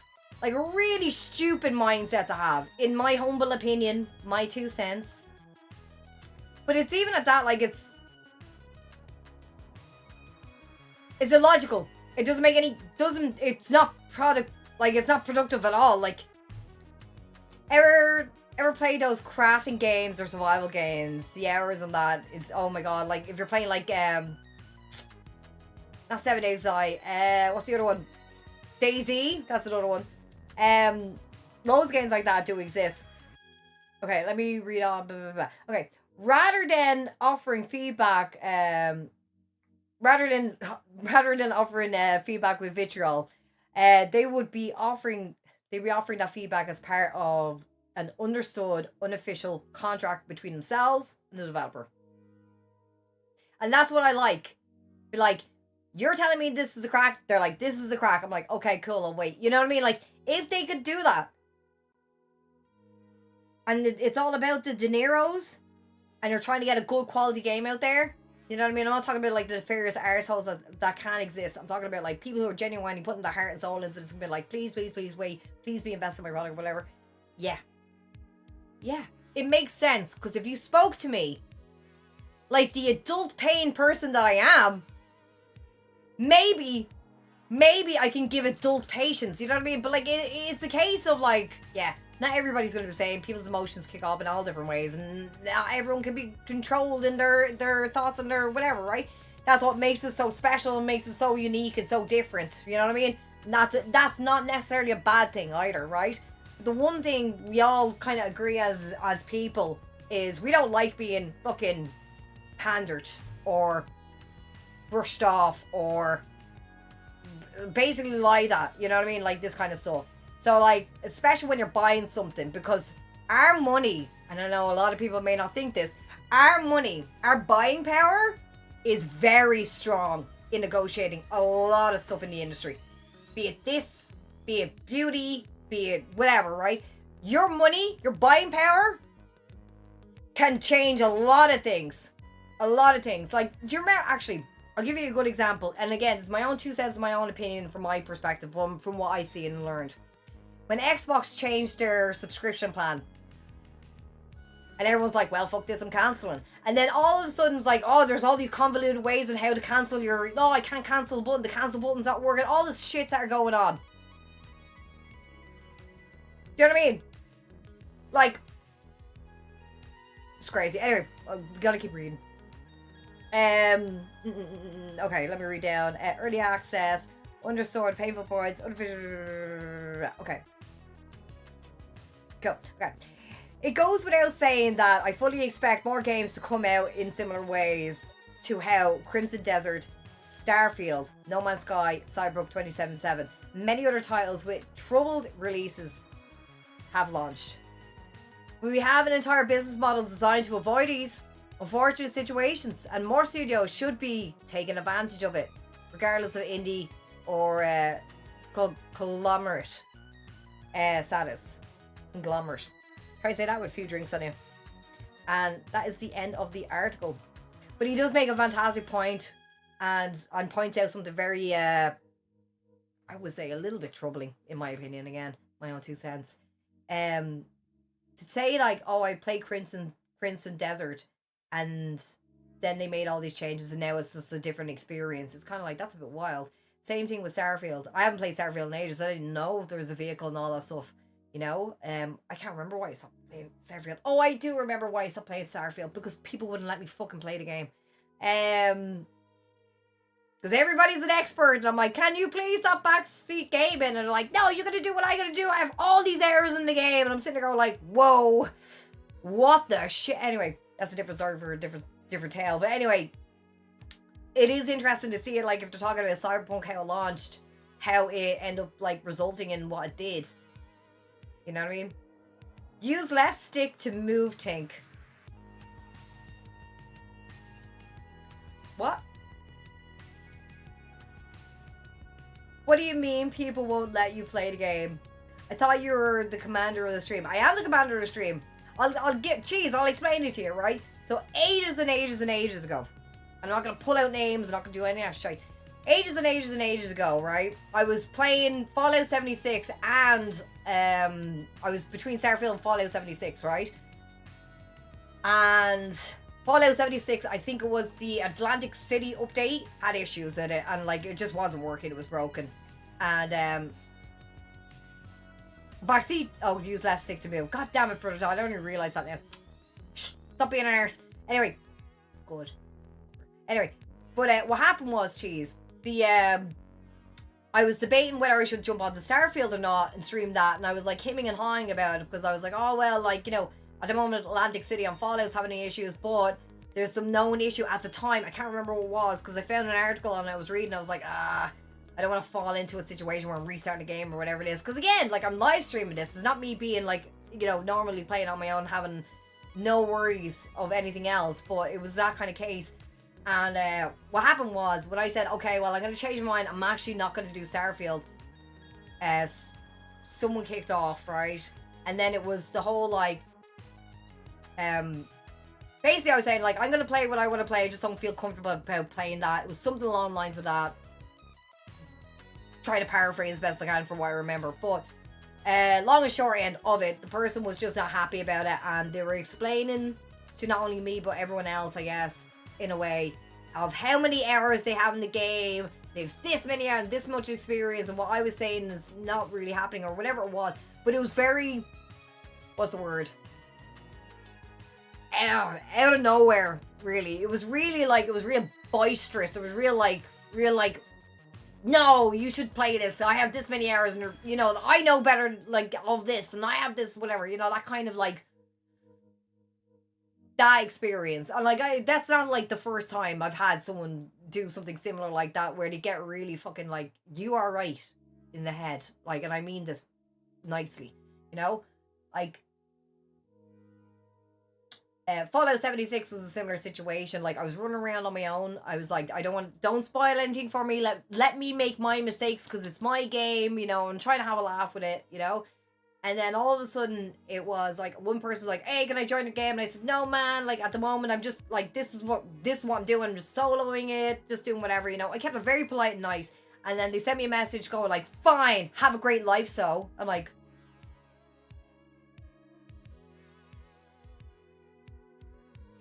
what kind of childish bullshit is that? And that's supposed to be a fucking adult, by the way. So, like, I'm sitting there going, like, you put me off games.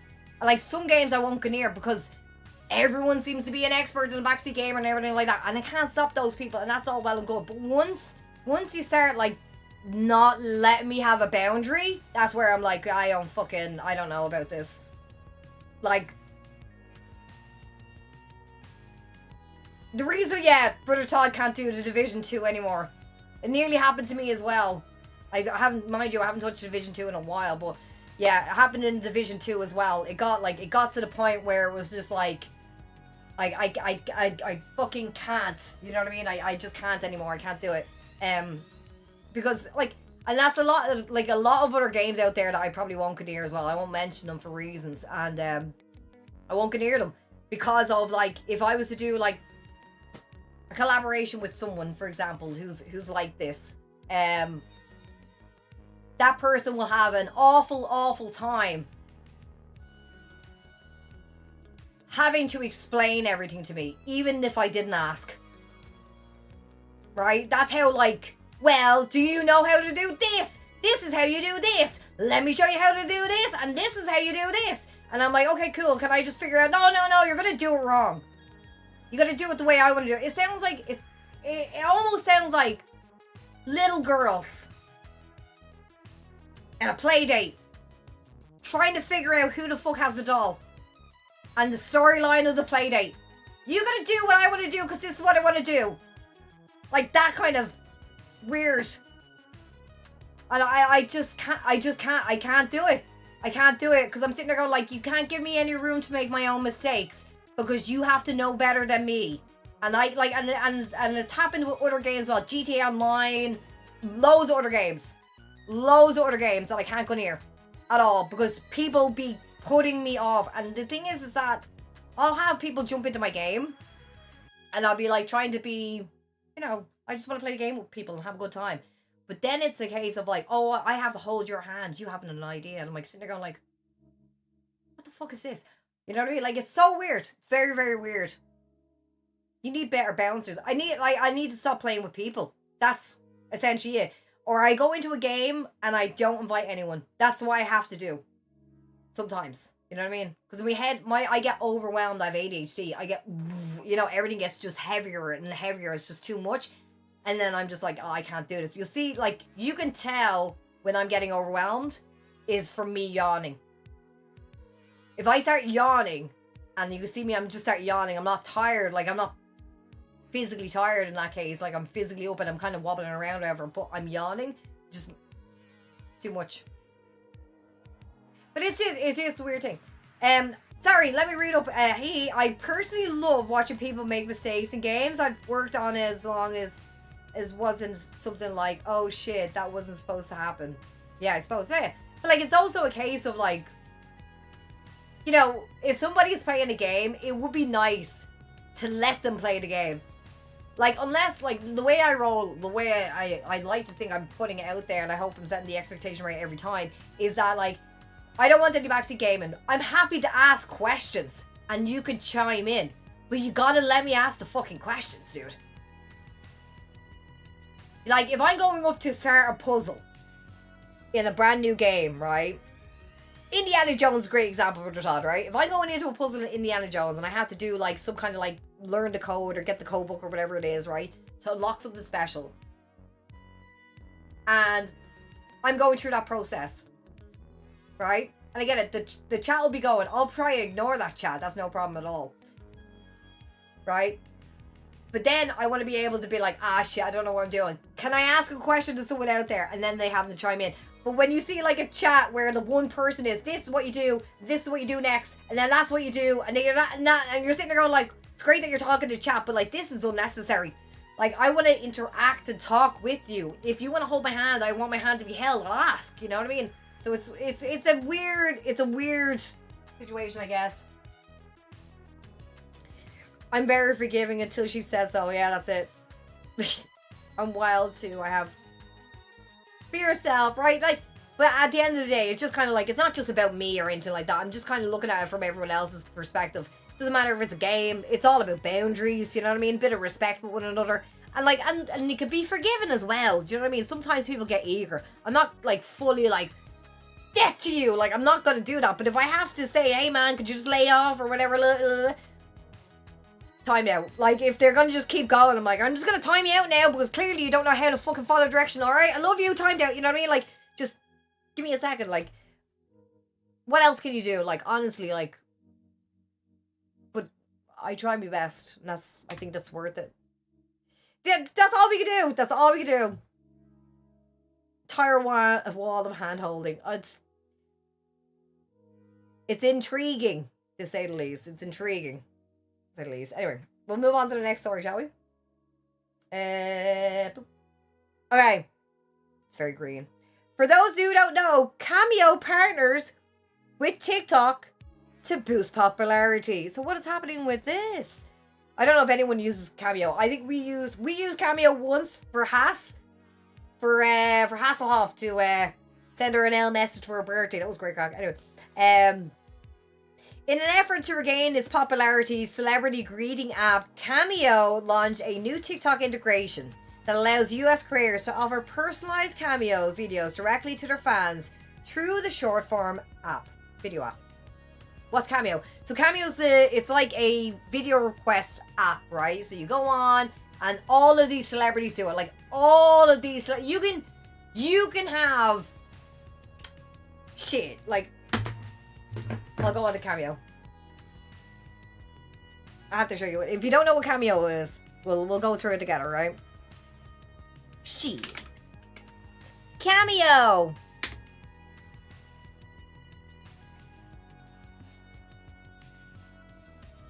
Okay. See if I can make this bigger for you. Okay, so let me show you. Like a text? No, like a video. Like a full-on video. So this is Cameo. Black app. It's not green like the article says, so it's all black. And you can get it on your phone too. So hopefully you'll be able to see it. Can you see it? Looks a bit weird. Anyway, let's see if we can zoom in. So we have like actors, reality TV stars, athletes, comedians, musicians, creators. Who do you want? Who do you want there, Cheese? Who are you looking up, Cheese? We'll go into fucking musicians. Kenny G do anything for you? Ric Flair. God, yes. Nature Boy. Oh, good man. Let's have a look at Nature Boy. Oh, that's the wrong person. Ric Flair. I don't know if he has it. Let's see. No, Ric Flair's not on it. Let's see. Wrestlers. All right, let's have a look. Well, we got Mick Foley. We can go with Mankind. Oh yeah, my favorite, Bret the Hitman Hart, all day long, and it's not a bad price. Oh, there's Ric Flair. I spelled it with a K. There he is. Ric Flair. He responds in 24 hours. He has good ratings. $433. Cactus Jack. Yes. Look at the Chris Jericho's there. Shit, Michael Buffer's there. The MC announcer. Let's get ready to rumble. There's loads of them. I don't know who the fucking Forrest twins are. Never heard of those. Oh, well, we obviously don't. How is he? Oh, it's a pro. $25. Anyway, that's not a bad price for someone taking the piss. Who else? Yeah, there's loads. Diamond Dallas. Oh shit, I didn't even know he did cameo. There's loads, man. There's loads. Like, I had no idea. Oh, Jake the Snake. Hell yeah. Yeah, but oh, Sergeant Slaughter's in there. So, depends on what they charge. It really does. Like, it really, really, really does. For kids. Oh my god. Who else is there? Oh, creators. Oh, look, Twitch streamers. Let's see. I never knew Twitch streamers do it. Oh, Boogie. $25. Should I have a cameo? I don't even know. Oh, man. Billy Mitchell only going for $52. That's pretty cheap, man. That's not bad. Looking at bad. Who else am I looking for? Oh, don't know who that is, but he looks like your man, one of the Paul Yokes, the young fellas. What are their name? Logan's? I don't fucking know. Who else is there? Whoa, Vicky's in there. Like, I don't know all of them, I can say that. Oh, girlfriend reviews, she go crack.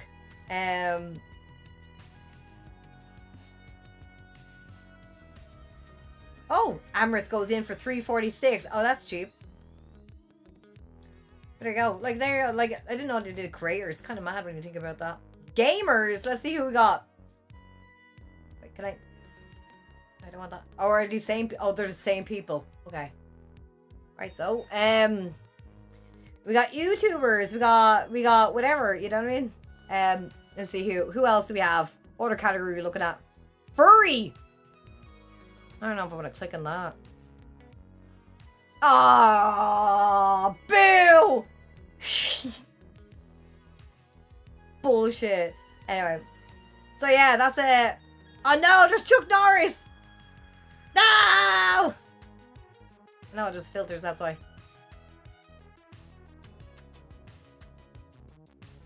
Chuck Norris, they have to have taken it down, the man said! No. Okay, thank God. Just a picture of Chuck Norris in there and they're getting very, very concerned, you know? But yeah, that's what it is. That's what it is, cheese. Every day is school day when we come in here, huh? I like to keep it educational and fun for all of us, I guess. Right, let me close that off. Alright, we'll go back onto the article that we're reading. Sad and cringe. Pretty funny. It is! Hey, Nit, what's going on? Oh, I need to lower my desk because I need to sit down now because I've been standing for like 2.5 hours.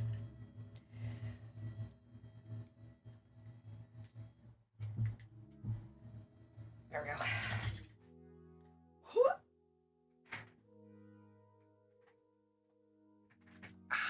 Okay. Ugh. I don't know if I'm too low now. We'll see. We'll see how low I am. Can I go any lower? Actually, I need to bring it down a little bit. Let's go. Okay. So,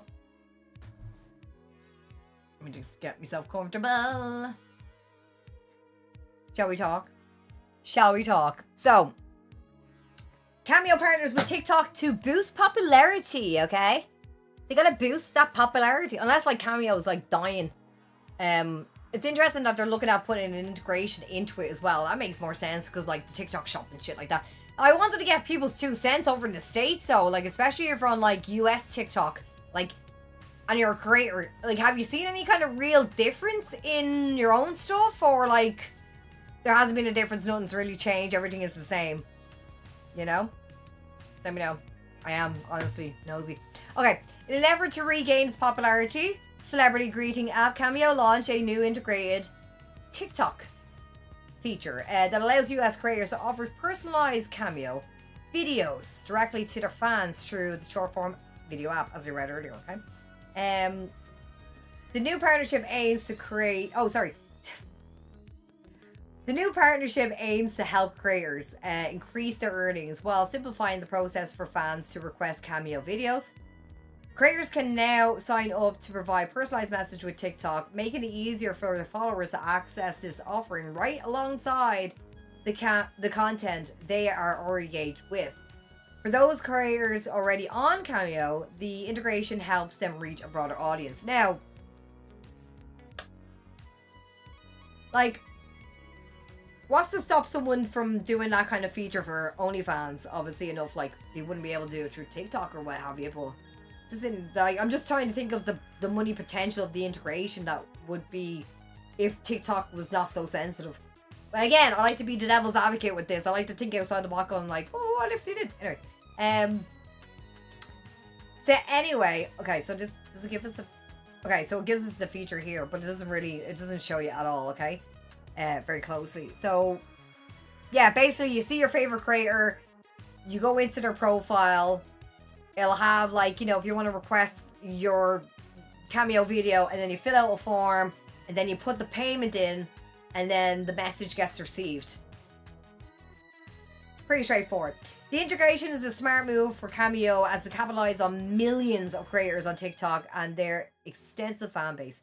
TikTokers represent one of the fastest growing segments on the platform, with popular TikTok stars like Ash Trevino, Alex Doherty, and Smooth Pappy. Man, I've heard of Ash Trevino. Are we talking about the same person? Are we talking about the same person? Because, like, I don't want to be like that girl, but I don't want to be that girl either to get it wrong. Oh, you stupid. There you go. Ash Trevino.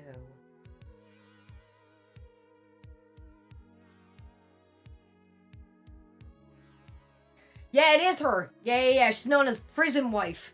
Okay. Yeah, there's a lot of interest. I don't know why, like, again, I'm not her fan base and I don't know her personally or anything like that, but I'm often thought to myself, like, why would, like, I get it, it's extra cash, I suppose. But, like, looking at someone who's, like, you must really like Ash Trevino to get a Cameo and actually make money from it.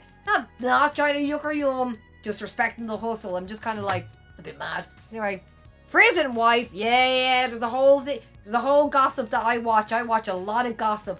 No talk about it on stream because, you know, I don't want to be too much of an arsehole or a bitch about it or anything like that if I do come across like that. But, like, it's kind of like I watch from the shadows of things and such. Interesting name choice. But that's what she's known as. That's what it said there on the Googles. You know what I mean? Anyway, Cameo CEO Stephen Gallens noted in the announcement that Cameo videos regularly go viral on TikTok, and TikTok talent delivered its strongest year yet on Cameo 2025. Okay. Well, sometimes your name gets chosen for you. Well, this is it. Like, sometimes you don't pick your name; it's just given. Is it dumb to be scared of TikTok? No, I don't think so. Like, you could be in whatever with TikTok, to be honest with you. I have a lot of feelings about TikTok. I have an account, I put short forms up, but if I go live in it, I get suspended for a week.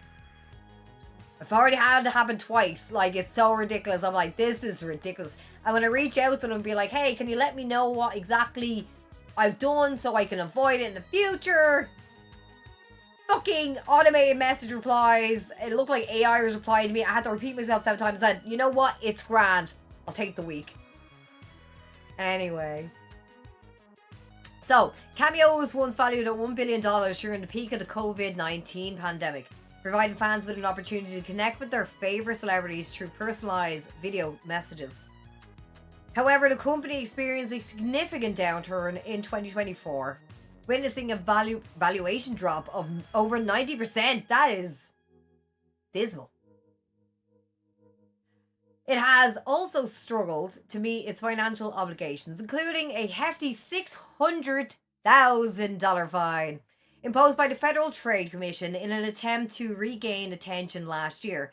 Cameo launched a birthday planning app called Candle. I've never heard of that birthday planning app. Are we just coming up with ideas for apps? Shit, I should just make an app and see how it go. The partnership also reflects broader trends in the media landscape, where companies increasingly see the value in influencers to enhance their offerings. Streaming services like Tubi and Peacock have recently partnered with popular creators to make original content. TikTok already boasts several features that facilitate interactions between fans and creators, including the ability to send tips and virtual gifts, as well as subscriptions, and a newly launched bullet board for creators to share public messages to their family, or to their followers. I've seen that. I have had the invites of bullet boards on TikTok and stuff like that, because I'm not like there's a threshold to me. I'm not at a threshold, but I'm in other creators' bullet boards. I just think at this point, like, when it comes to apps and it comes to messaging apps and alert apps and everything like that, I feel like we are so flushed with apps and notifications and messages and everything like that. And I'm only saying from my experience, because I'm probably the best example about moaning about this. Like, people DMing me on fucking Instagram, videos, only videos, and on TikTok, only videos. Like, if I'm super close with you, I probably do it with like Brother Todd or Hee or my brother. Do you know what I mean? But not every day, not every 2 seconds, not every fucking video. Maybe once a day, every fucking so often, you know what I mean? But that's the thing about, like, again, I'm using me as an example. On TikTok, people just fucking DM you video, not a conversation, a hi, how are you getting on? Maybe you're both content creators, maybe you're trying to connect, video after video after video after video. And then another thing is that, like, I get really annoyed with as well. And I'm only talking about from my own 2 cents. I don't know if there's other people out there. I'm sure there might be.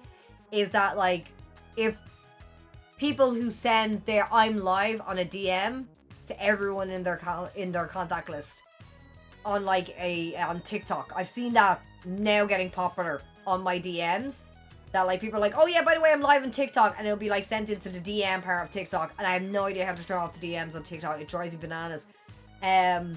But it's all these apps that are constant notification, Discord, your Instagram, your TikTok, your Facebook, your fucking Blue Sky, your X, your Threads, you know what I mean? Clapper, fucking, you know, there's so many of these things of, like, for me anyway, as someone who's consuming it, it's a lot. And for me even to go ahead and start, like, unless I have one app to send it out to everything, that's a lot of work. A lot of work, a lot of routine to go through. There's got to be an efficient way if you're going to be doing it. But to me, I'm just not liking it. I just not mad about it at all. Okay. So, TikTok already boasts several features that facilitate integrations between fans and creators. I already read all this. Cool. The new Cameo integration also arrives alongside a recent announcement about new ad formats and a hidden emote game that can be accessed in direct messages. Well, I never thought I'd hear that. Well, sometimes your name gets chosen to do that. Oh, sorry. Glorified people that no one really cares about is what I'm hearing. It's just, yeah. It's a bit weird. You can You can have a look at your content. Have a look at everyone's content. I'm not going to look at anyone's own. Someone out there probably really enjoys her, you know, and pays for the cameos. I mean, I just find it really weird to do cameos on TikTok because the cameo app is dying and you want to stay alive, so you just hook on to TikTok. Again, that's my own 2 cents. That's how I'm seeing this shit.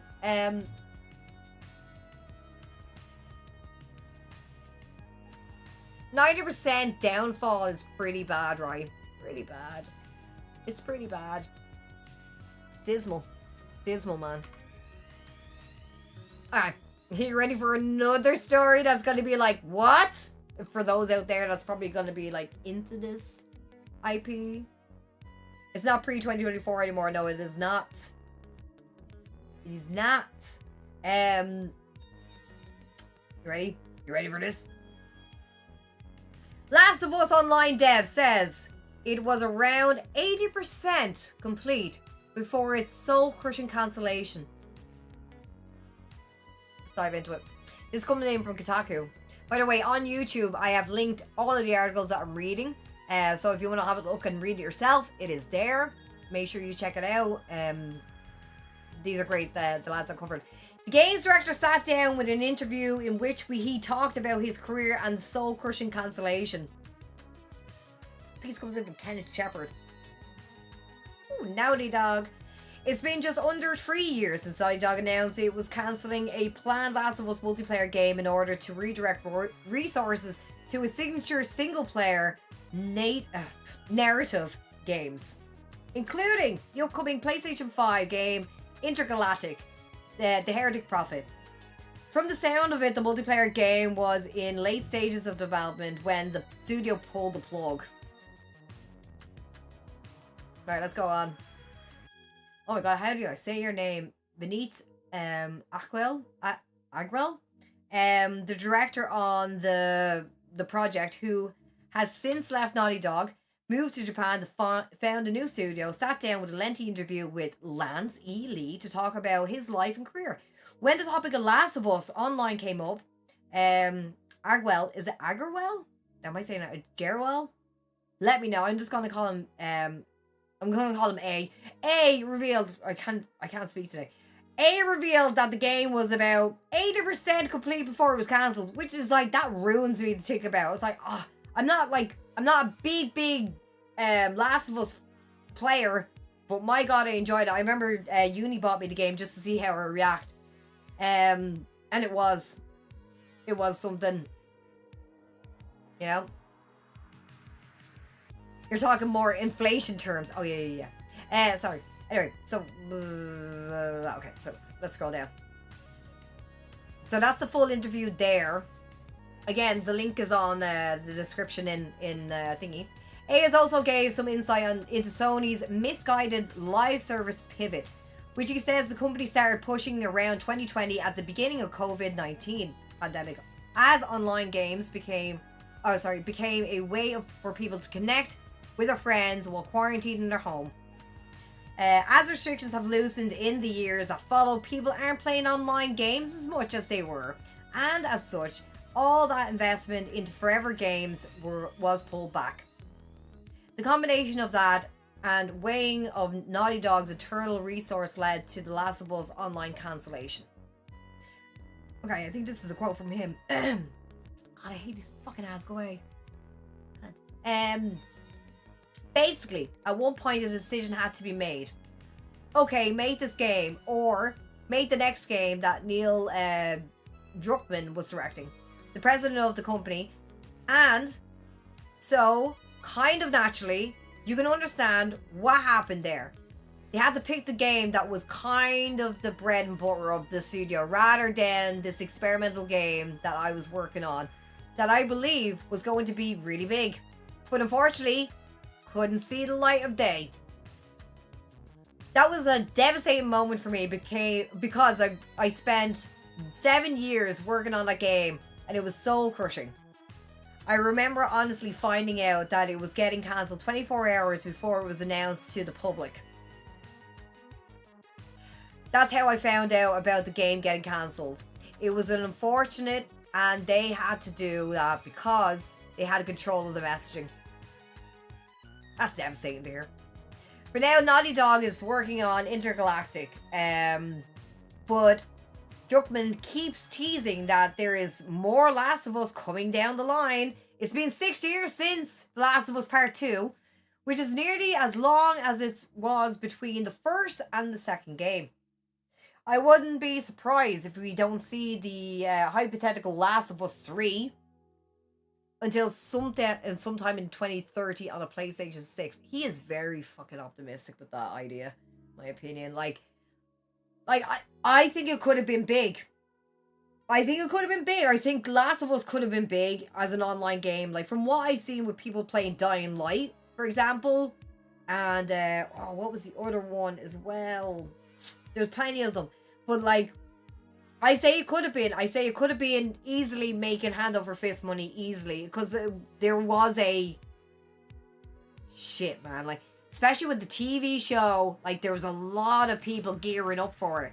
A lot of people, like, really looking forward to playing Last of Us again. It got remastered, you know what I mean? All this other madness, you know what I mean? They could have easily taken advantage of it. But if Sony's like, oh, we can't see... Like, to think about this and to think about fucking Concord. Just, if you don't know the story about Concord... My God.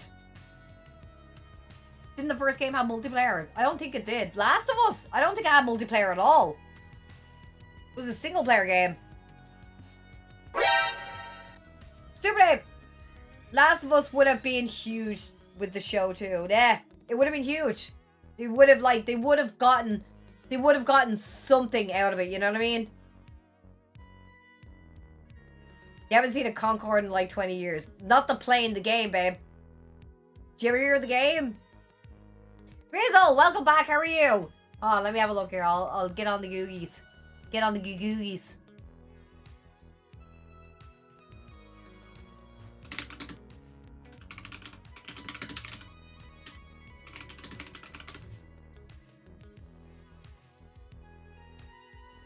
Like, this is like no word of a lie. Let me see here. Fuck it. I'll show you the AI result because it tells the story basically.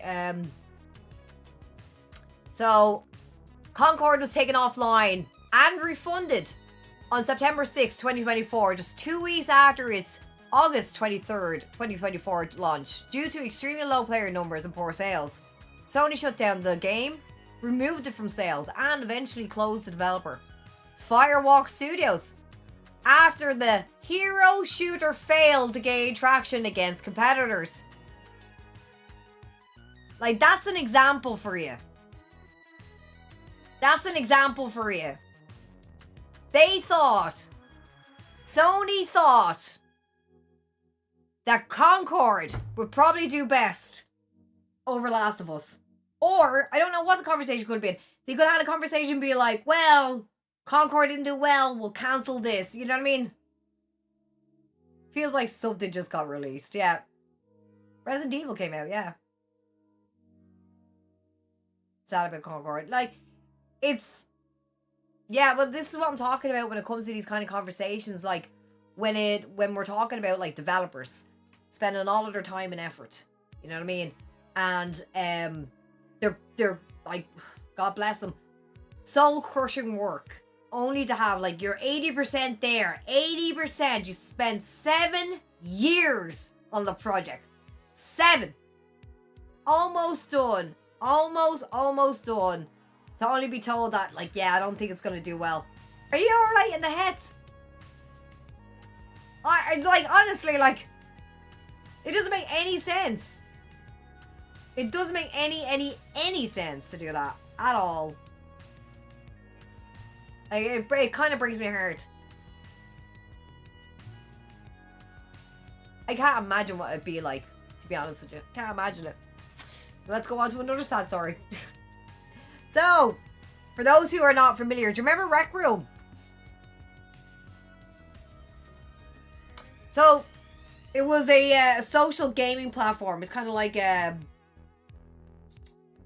fucking Roblox has something similar to it. Loads of other games have something similar to it. Anyway, So, social gaming platform Rec Room, sorry, once valued at 3.5 billion slapperoos, is shutting down. Like, it makes me think, like, what happened to all this money? Like, obviously you spend it on people and stuff like that, but, like, you're sitting there going, like, that's 3.5 billion investment. That is straight up crazy. Snipe, trying to put you on the TV, but for some reason I can't get you to stay stable? What do you mean stay stable? But I'm here. Anyway, I don't understand. Okay, let's read on. Rec Room, once hailed as a promising giant in the social gaming world, announced Monday it's shutting down its platform on June 1st. If you're a fan of the platform or have ever spent time creating or exploring in its virtual worlds, this news probably hits hard. Over the years, Rec Room attracted more than 150 million players, becoming a go-to spot for social gaming, especially during the pandemic when everyone was looking for ways to connect online. Founded in 2016 by Nick Fiat, Nick Fiat. I think it's a soft J. And Cameron Brown, Rec Room garnered significant attention and investment, reaching a valuation of 3.5 billion in December of 2021. Despite all those players, Rec Room struggled to figure out how to actually make money. Costs skyrocketed and then the revenue just couldn't keep up. Even with a strong community and new features like Maker AI for game creation, the financial side didn't pan out, leading to significant layoffs. See, I get very concerned when we start talking about AI. Like it's a magic fucking trick. And I don't want to be too mean about it, but like it does sometimes come across like that. Where these lads are like, oh, and it has AI, buzzword. You know what I mean? Like it's a magic, topping to sell it forward. It could be anything now with AI. My washing machine has that now with AI. You know what I mean? Hasn't spoken to me back about my underwear situation, but still, anyway, the point of what I'm making is this kind of like, and again, I'm not an expert in anything like that. I'm only giving you my own 2 cents, my own experience, my own je ne sais quoi, on this. That, like, when the buzz of AI was really starting to kick up in the last couple of years, you see all these big companies making all these big fucking investments. And now all these investments are getting cancelled left, right, and centre, and business deals aren't happening, and they're pulling out here, and they're pulling out there. Like, it's... Like, I don't know what outfit, and I mean outfit, to the point of where he hasn't a fucking notion what AI is investing this much money in. Like, it's crazy. Like, I don't control your money, pops, you know what I mean? You can do what you like. But I'm just saying, that's a lot of money to throw away, you know what I mean? Anyway, quotes. We spent a long time trying to find a way to make the numbers work, the company wrote in its announcement on Monday. But with the recent shift in the VR market, along with broader headwinds of gaming, girl, the path to the profitability has gotten tough enough that we've made the difficult decision to shut things down. Bullshacker, we know it. Sorry. AI is pretty funny. Make these guys super... Oh. Why would you type that into AI? Do you type that into AI? Jeez, don't tell me you type that into AI, you mad joke, do you? Weird. Anyway, Apex Legends is no better. Oh, hello, Mean Fox. Welcome back. I played for 5 hours last night and I seem to be the only one without aimbot. Online gaming is cooked.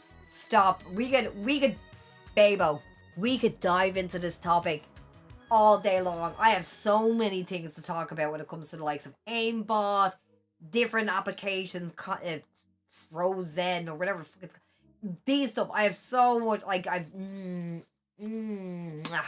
could go on for hours and talk about that.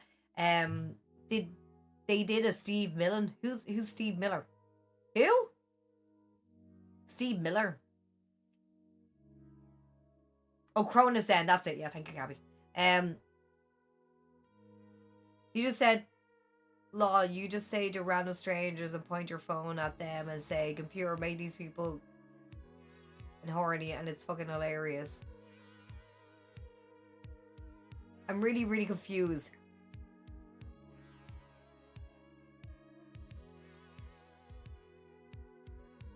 Space Cowboy. Amazing. Okay, sorry to read up. My guns happen to have recall. Like, how come theirs don't? You know what I mean? Amazing how theirs seems on. Yeah, exactly. I have 0 recoil. What about you? I'm like, my thing's broken then. You know what I mean? Like, yeah, but I have no idea what he's on. Oh, it's a TikTok that's going around. I don't have it, but it's hilarious. So you're telling me you're taking pictures. Not you personally. So there's people out there taking pictures of people without their fucking consent. And then doing all these prompts without their consent. Do you hear what I'm saying to you? Geez, do you understand what I'm kind of like getting really like, that's not overly funny for me. Because I'm sitting there going like, well, what's to stop you and taking, you know, whatever, you know what I mean? It's hilarious. I don't know, man. I don't know. I don't know what's going on with your algorithm, bro. What is going on? Anyway, I hear a point you're making as well. Like, a lot of people will be going in and making things fucking ridiculous.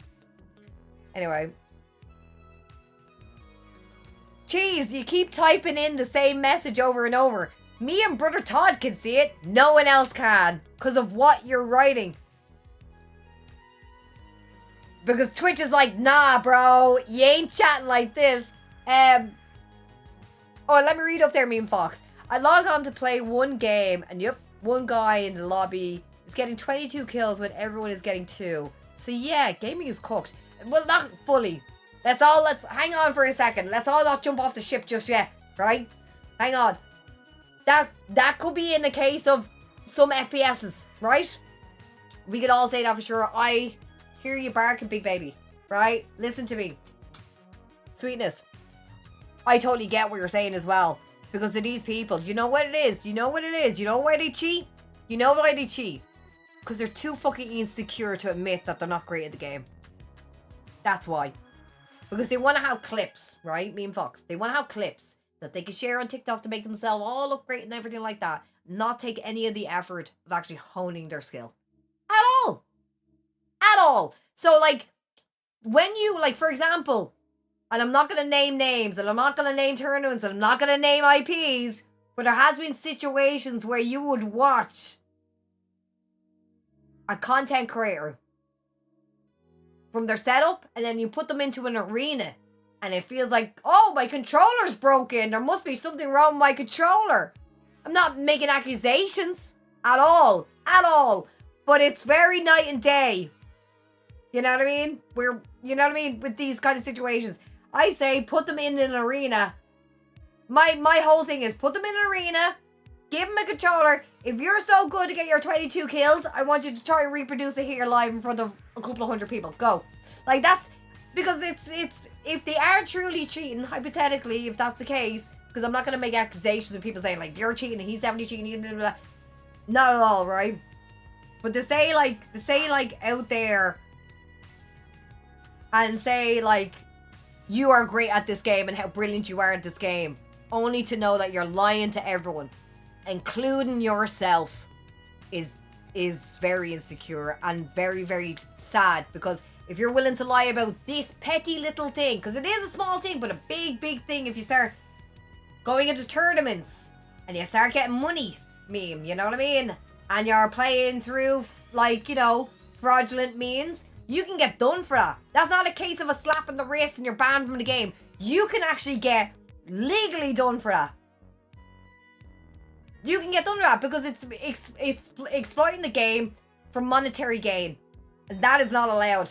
You can't do that. You're not allowed to do that. We've seen in plenty of tournaments where you see like a big esports person getting caught cheating while at a tournament or some shit like that. You know what I mean? We've like, there's stories like that out there that do exist. You know what I mean?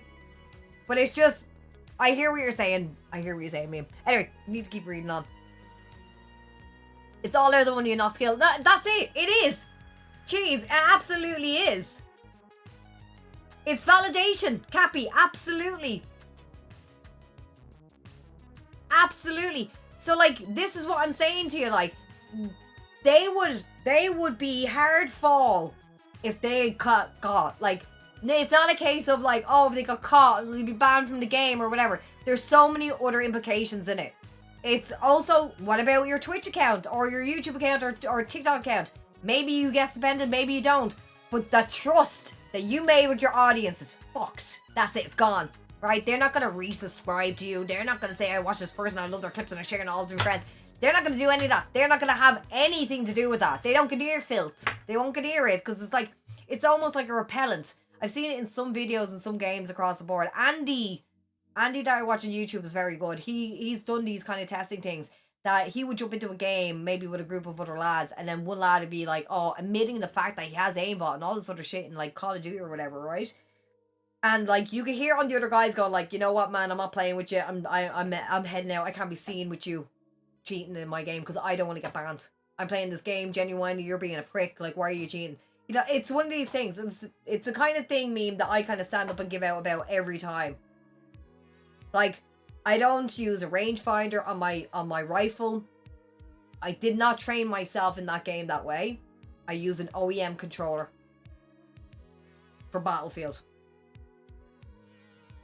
No special, like, this is literally, the only thing I have special on it is a fucking cap. And that is from the guys from, hold on. From Thumb Soldier. So they're my keycaps. That's all it is. It doesn't make the game, it doesn't make anything shorter, it doesn't make anything like adjustments or anything like that.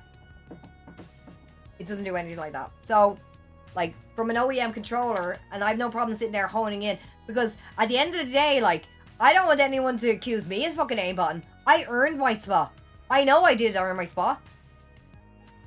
So, like, and if, like, at the end of the day, like you said, Cappy, validation, they don't want to be left out. Or maybe, like, maybe it's the fact that the people you're hanging out with berate you and bully you to pieces to the point where you have to lie. Oh, I can't look bad in front of my friends, so you're not allowed to have feelings. That's fucked. You know what I mean? Using it, oh, I hate that controller. I hate that controller with a passion. Ugh. Not because I'm with Perret or anything like that. Absolutely not including those guys. I love those guys a bit. The Xbox Elite 2. That controller. Do you want to see my controller?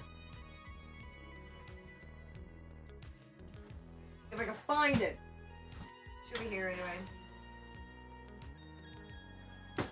It is like, how do I say? Jank is a word. Jank is a nice word. Jacked to shit. It's probably another word. I hate it. I hate the controller. I hate it. I hate it. Well, let me show you. I'ma show you. I'ma show you. This is the state of this controller right now. This is the Elite, right? Everyone, oh my god, the Elite. Terrible, right? If I squeeze the controller, it turns off. This is how much is falling apart. The little nibs on the back, I'm missing one at one point. See, it's gone on that side. Right? Like, it's, like, it truly, truly is in bits. It's the word, and the tops of these, horrible. Hildy, one of her top bumpers flew off the controller. Like, this, like, I contacted them and said, is there any chance I can get a replacement? Because the durability in this thing is shit. Right now. So, the first Series 2 Elite controller, brilliant. I still have it. I love it to bits. Fantastic controller. Beautiful controller. This, what the fuck is this? What kind of quality of 120 euros worth of bleeding controller is this? Or how much it fucking costs? The prices are changing. But like, seriously, like, it's an insult. That's an insult. But like, if your controller works, I am happy for you. I honestly am. I honestly am happy for you. But if it's only brand new, I hope it lasts. But I really want to put an expectation for you. Like, leaving it there. I'm not even dealing with it. It's just, yeah. Oh, those two bumpers. You lost the bumpers 2 nights ago? They're on the floor somewhere. This is what I'm talking about. Like, this is what I'm talking about. Like, the quality of stuff. Like, this is what I shout about when it comes to, like, gaming and everything like that. Like, if you're going to give me a product, it better be fucking good quality, man. Don't try and shove it off to me because it's fucking colourful. It's not going to work like that. Sorry, let me read up there. Let me read up. Grizzle. Is Dr. Lupo back in the news? What I miss? What happened to Dr. Lupo? Tell me, darling. He got a little off the shoulder action going on the sides like mine. Like, at least we're matching. Yeah. That kind of 80s puff feel. What's the shoulder pads? Oh, you hate your Elite controllers? What? £200? I don't even remember how much I paid for mine. I paid brand new anyway. I just can't remember how much it was. Alright, have a great day, darling. I'll see you later, meme. Be good. I just had I squeeze mine and it shuts off. Yeah, that's what happens with mine. If I give it a good squeeze, it just turns off. Like, it's such a ridiculous thing. I use my Tink branded Xbox One controller. Yeah, you do!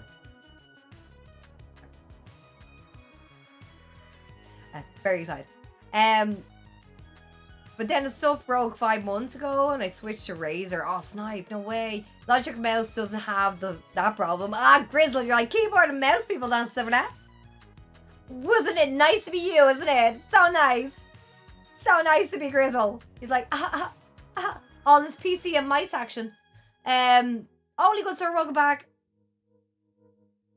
Planned on yeah, Jesus Christ. Makes shit cheap and poor quality to force a new replacement purchase. Like, it really is, Odin, and you're not wrong about this at all. Like, we've talked about this many different sides and situations. Like, do you ever hear the story of the light bulb? Do you ever hear the Illuminati? Not like, oh my god, the Illuminati, like Beyonce or whatever. No, none of that shit. I'm talking about the actual lads that make light bulbs, right? We're talking about years and years ago, as light bulbs were developing in their infancy, you know, and the whole idea was to make the bulb last longer. And what happened was one company started making a bulb that lasted a lot more hours longer than the other companies did. And they all apparently, allegedly, got all together and talked about it and said, like, okay, well, if we need to make more, like, fucking money, so we're gonna have to, like, make less quality bulbs. And that's what they did. Less quality bulbs meant more bulb sales, meant more, bulbs would be out the door, less hours, of light time. Even though they had the technology to do it. Like, just think about that. One example. That's how much control a lot of these places have.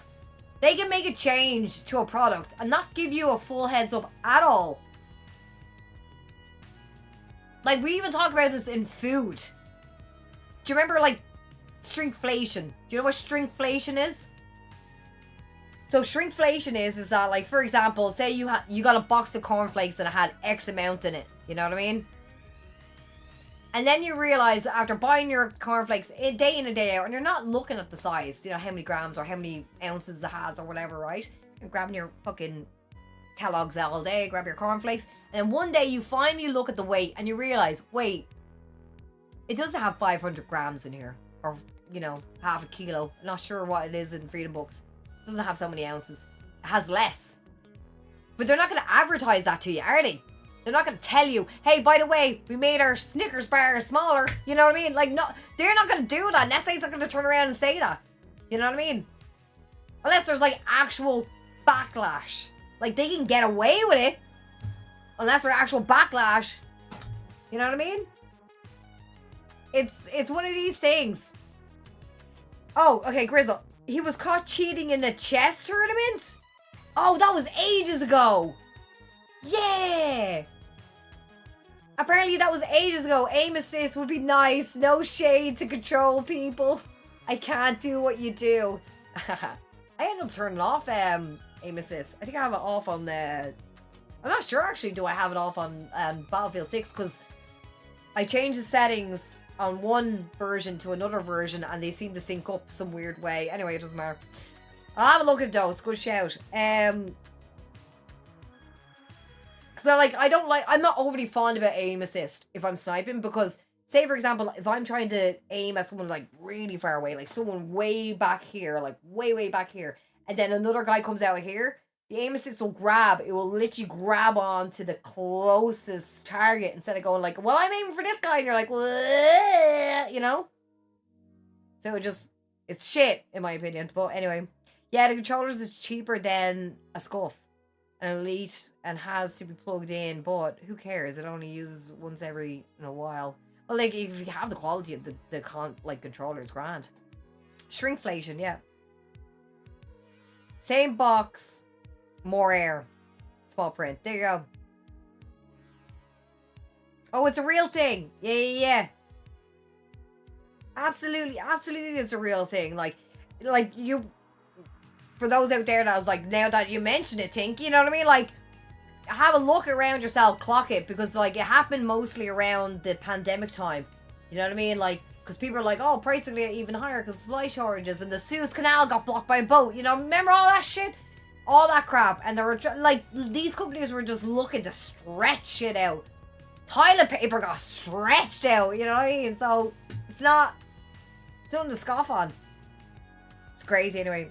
By the way, I got you on the TV, Tink. I had to switch it to Wi-Fi. Put in a Cloudflare DNS. Alright, grand. I wonder why that is. Anyway. Okay, we need to read on. I haven't even read the rest of the article at all. Okay, here's the quotes. We spent a lot of time, by the way, we're still on the story about Rec Room shutting down after a value of 3.5 billion. You know what I mean?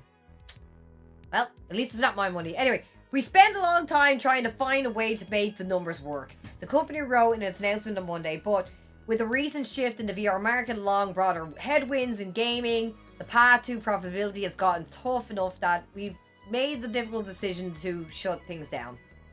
Starting now, no new accounts or friend requests can be made. Creators will no longer be able to share monetized content, and the platform will go dark at 12 p.m. PT, Pacific Time, on June 1st. So that's the story with Rec Room. But it's not, it's none surprised.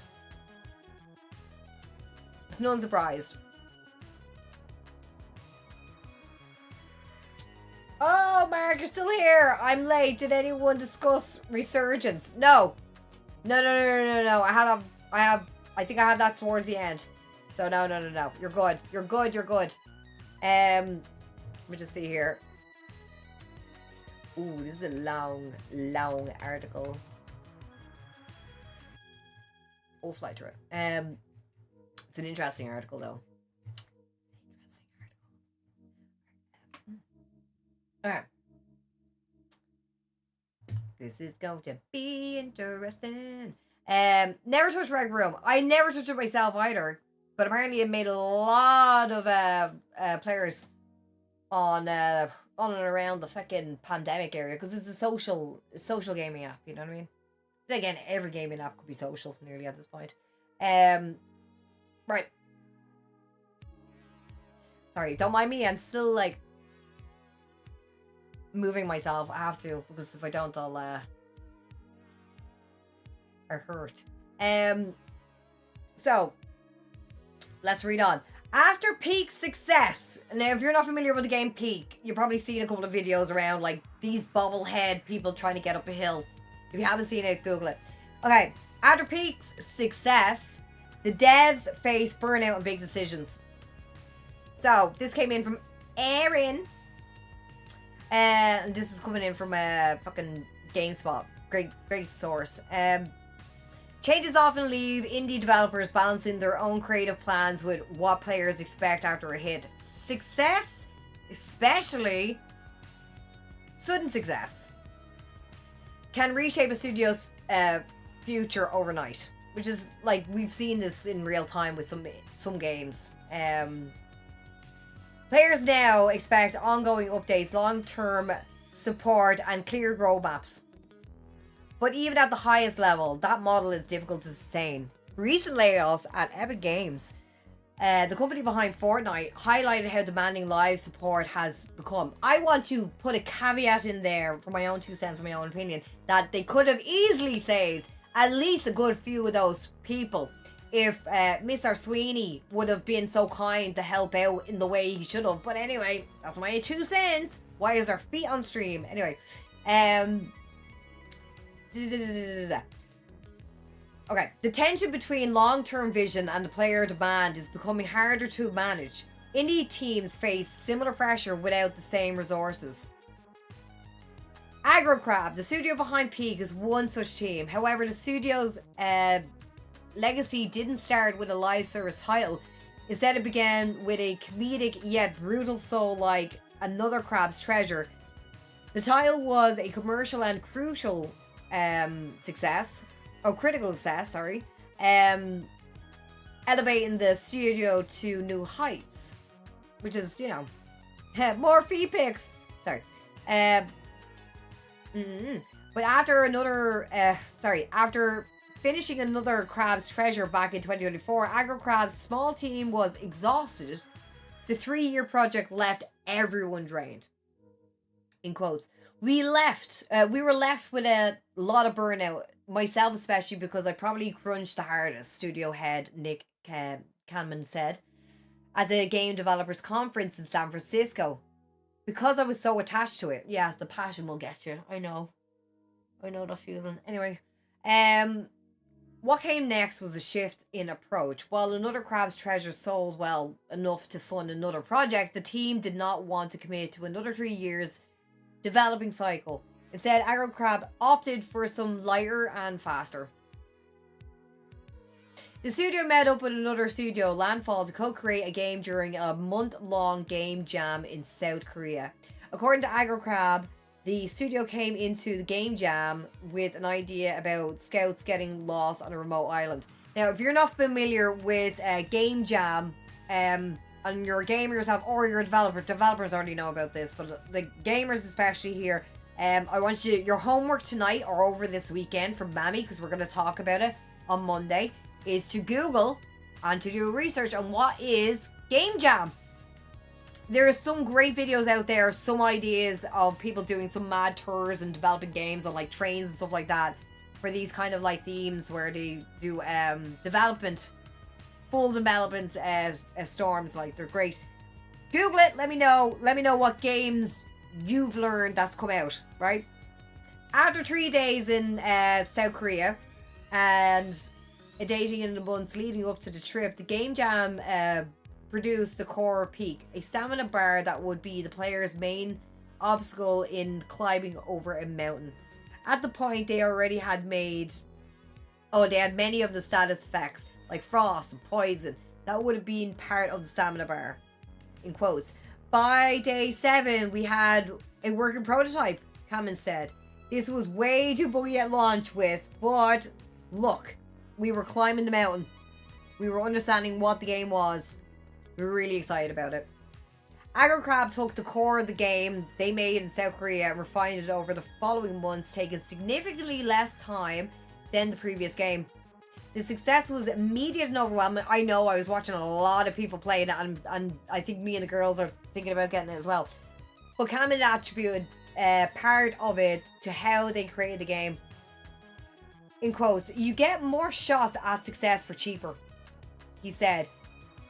Your focus on constraint scope, and when you do constraint scope, you end up coming up with ideas that you wouldn't otherwise. Peak was developed as a response to burnout, but what happens when an overnight success upends every plan a developer may have had? Titles like Kinetic Games' Phasmophobia broke out through Twitch, drawing hundreds of thousands of players seemingly overnight, and yet an intense interest and demand that such games expand with more content and update might not align with how their developers foresee projects' future. As a solo developer at the time, seeing so many people connect with something I built was incredibly humbling and exciting. Phasmophobia game director Daniel Knight told GameSpot, in quotes, "There was definitely a concern. Expectation changed overnight, and I became very aware that players now saw Phasmophobia as something much bigger than what it started as. The worry wasn't about the game's success, but about making sure we could grow responsibly without losing the core experience that made people fall in love with the game in the first place. It's a valid point.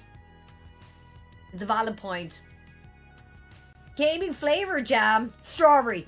They have put out some really slick stuff, really cool videos and stuff like that. I highly recommend you have a look at it. So anyway, the early days of Phasmophobia were reactive. Roadmaps were flexible as a small team adapted to working with a massive player base. Kinect's game's guiding principle became preserving what had made the game successful. New maps like an asylum and a Point Hope lighthouse were added, but the core gameplay of investigating and identifying ghosts remained unchanged. We never, in quotes, we never tried to add anything that would change the core formula, said the Director of Partnerships and Marketing, Asmin Tanvir. It was about improving the experience, not reinventing it. Love that. I love that attitude. Over the years, the Kinect games expand content through seasonal events, sometimes reusing similar events year after year, that added new cosmetic progression systems, in brackets, most notably in the Apocalypse update, and reworks of existing maps alongside entirely new locations. Despite this, some players wondered why they weren't seeing more content in the form of additional maps, ghosts, and gameplay mechanics. Kinect Games emphasized that it never wanted to alter the core gameplay into something else, such as fighting ghosts directly, nor did they ever describe Phasmophobia as a live service. Which is nice to hear that they're, keeping that in there for us. For us, live service is less about whether a game receives updates and more about the philosophy behind how those game updates are delivered, Tanvir said. Live service often implies a model where content, progression, and player engagement are tightly structured around ongoing monetization or fixed entertainment loops. Yeah, I agree. The team deliberately avoided putting pressure on players or themselves to monetize or release content on a rigid schedule. And this is what I'm talking about when we're talking about transparency from the last article that we read up on. Like, I would rather have a frank conversation and be like, this to be announced, but I'm not going to set a day, and I'm like, grand, that would be good. The lack of finance and temporal pressures allow Kinect games to slow down and adjust timelines as needed. Neither the development team nor the players wanted any sort of pressure, monetary or temporal, to keep up. That pressure builds up over time, no matter what, especially after huge breakout launches where hundreds of thousands of players eat up content meant to last months in a matter of days. The crunch to meet expectations following an unexpected hit is difficult to manage. Often plans made before launch never work, such as the case of Ghost Ship Games and the studio behind Deep Rock Galactic. Galactic, sorry. I was thinking about Ghost Ship Games. Is that the game where you have to investigate people? I think I played that. Most plans, in quotations, most of the plans that we have changed completely after relaunch, Ghost Ship Games CEO Soren Lungsgaard told GameSpot. I think that's something other teams tend to do wrong, where they do too much planning of next updates after an early access launch, and they get frustrated that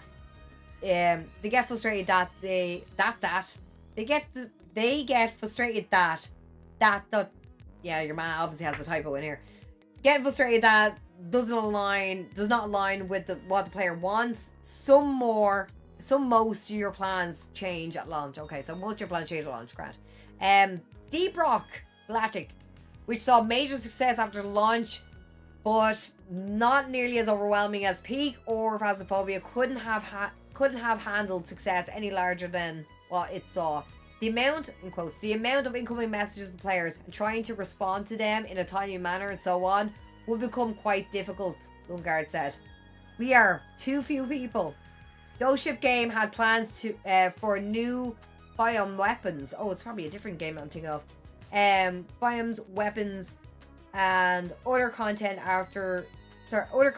for after release. I had to scrap it or delay most pre-launch plans to focus on system design that would keep their growing player base engaged. It's Left for Dead like systems weren't enough to retain players and encourage them to invite their friends. So the team had to create new ways to keep players they had hooked coming back. Updates needed to come on at, oh my god, a breakneck speed or pace. The cannons basically started at an extremely fast pace, Lungard said. We did weekly updates, but it has slowed down over the years. Then we went 2 weeks, 1 month, 2 months, 3 months, and so on. The largest gaps were 6 months between seasons. Sometimes moving on is best option when a studio no longer feels invested in the breakout hit. For Peak, Aggro Crab confirmed earlier this year that the Friendslop Mountain Climber will receive one more major update in 2026 before the studio moves on to primarily focus on upcoming games. There would be one final peak to climb before the sunset falls on the mountain. Just like Phasmophobia, Aggro Crab never intended for Peak to be a live service title. No microtransactions or daily challenges to push players to invest time and money into the game, which include or planned. The choices are similar for Ghost Ship games, which actually pass part of the responsibility of development to Deep Rock. Deep Rock, I can't even say Galactic. I don't know why I can't say it. My accent's all over the place. To another studio, Fun Day Games. So they gave over to Fun Day Games. Sorry. So the team could focus on taking risks by using Deep Rock. I'm just going to call it brief. Deep Rock's IP to develop new projects like Vampire Survivors inspired Deep Rock Galactic Survivor. Okay. Right, okay. Breakout hits test more than a game. Sorry, I'm moving my arms around and pausing because I hurt. Sorry, let me restart my sentence then so I don't sound so broken. Breakout hits test more than a game. They test the people behind it. Peak, Phasmophobia, and Deep Rock Galactic each force their teams to confront the sudden flood of players, unexpected demands, and the limits of small team development. Overnight success can rewrite priorities, scrap pre-launch plans, and stretch resources in a way no studio can fully anticipate. For indie developers, let me read up on the chat because I see that. Deep Rock Gal Survivor is pretty great. It's a pretty good game. I played the shit out of it. Good. Is it decent? Oh, let me know. Okay. It's good that we're getting an insight on these guys though as well. For indie developers, that challenge isn't just creating something players love, it's managing what comes after, which is fair. Decisions about updates, scope, and pacing ripple across teams, communities, and future projects. The lessons from these studios show that the climb to the top can teach more than the view from it ever will, which is true. Like, yeah, like it is a case of like we do really need to talk about like people getting burnt out and everything like that, like our expectations being set for certain devs. Like, fair enough, if you're looking at like, okay, use EA as an example. Like if you're using EA as your benchmark for updates and everything like that, I can understand why. It's a big company, they have big studio, right? They have all the other stuff going for them, right? They have the resources. But when we're talking about indie development and we're talking about like small games, like Project Rewind, or not Project Rewind, what is it called? Retro Rewind. I'm playing that on the Steam at the moment, on my Steam handheld on this deck. And it's an enjoyable game, like, but I'm also like not setting huge expectations for an indie to be as responsive in time or anything like that, like I would set for an expectation for a corporation. Like we're talking about like would you have the same attitude for something that you bought from like a big corporation retail shop versus a small mom and pop shop or something that goes wrong? Like You know what I mean? Like, if you're big, yeah, I will not give you too much grace. There's no way. If you're big and you got the money and you got the people, you got all the resources, I'm not going to let you off very easily with anything. But if you're an indie dev and like you only have a handful of people in your team, like, I'm going to give you the grace, but I will equal you both to one another when I say this. Transparency is key. We've talked about this so many times, but if you were to communicate just as well, you know what I mean? If communication was fantastic to your player base, game has this update, we see these issues, the patches coming out, these are the roadmaps, whatever it may be. If you are able to just have a real conversation with your community, with your player base, and setting those realistic expectations, and to have like things that we don't see in the background, like hearing stories of crunch, or hearing stories of burnout, or hearing stories of we're not able to keep up because of this and this. Like, I think it's, I think I would be much more graceful in a lot of situations if I had that information ahead of time. Like, for example, could you imagine if Cyberpunk put out something ahead of time saying, hey guys, look, I know you're really excited for the game. I know we set this announcement. I think it was like, was it 2015 maybe? That they're coming out with Cyberpunk? I can't remember. But the expectation was set years beforehand. And everything else like that. And we had a long time to wait for years. But we also they could have gave it a little bit longer before they started pushing it out. Way ahead before when it was ready. And all they could have done to save face and the vitriol of all the shit that they got was to have a nice conversation. Just have a real conversation. Say, hey boys, this is a crack. Gotta delay it. Don't want my guys to get overworked and burnt out to pieces. We want a good game. You know what I mean? That I could have, no problem. But what we got in the end was bollocks. It really was just bollocks. Let's see here. There we go. Oh, we're talking about Division. Division. Let's see here. What we know exactly. These are quotes, by the way, and this is coming in from TRG or Tech Radar. These are quotes. We know exactly what we are going, where we are going, and exactly what we want to do. The Division 3 senior producer suggests fans shouldn't worry about the departure of the game's didn't know about this. Executive producer. Confirming its roadmap has been planned and secured for some time. Now, this comes in from Demi. Thank you, Demi. Development on the sequel remains the same. Now, I have heard every which way when it comes to Division 3. I've heard Heartland was cancelled. I heard Resurgence was cancelled. I heard Division 2 would have crossplay. I heard so many things. And I'm like, I just want facts. I just want information that I can actually, like, put my hat on, you know? So, okay. Division 3 senior producer Frederick Bjornemark. Should I say that? Bjornemark? I don't know. Anyway, let me know if I'm pronounced right. I'm terrible. Suggests fans shouldn't worry about the recent departure of its game's executive producer, Julian. Garati? I can never know, like, if it's a hard G or a soft G or a hard J or a soft J with some people. Because, you know, like, names and stuff like that, I have a hard time trying to explain to people. No, the name is like anger.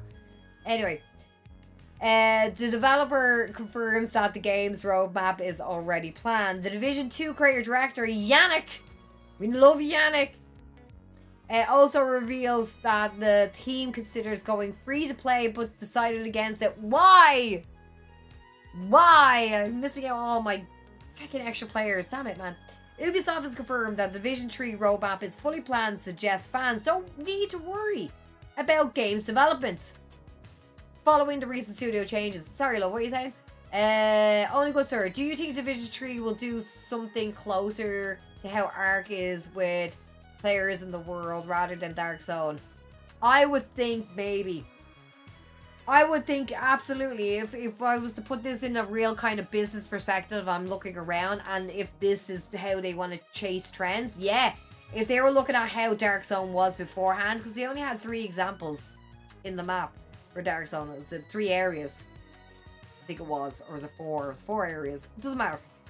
they had certain areas, it was a small space to play with as well. But it also felt a little bit exclusive in a way.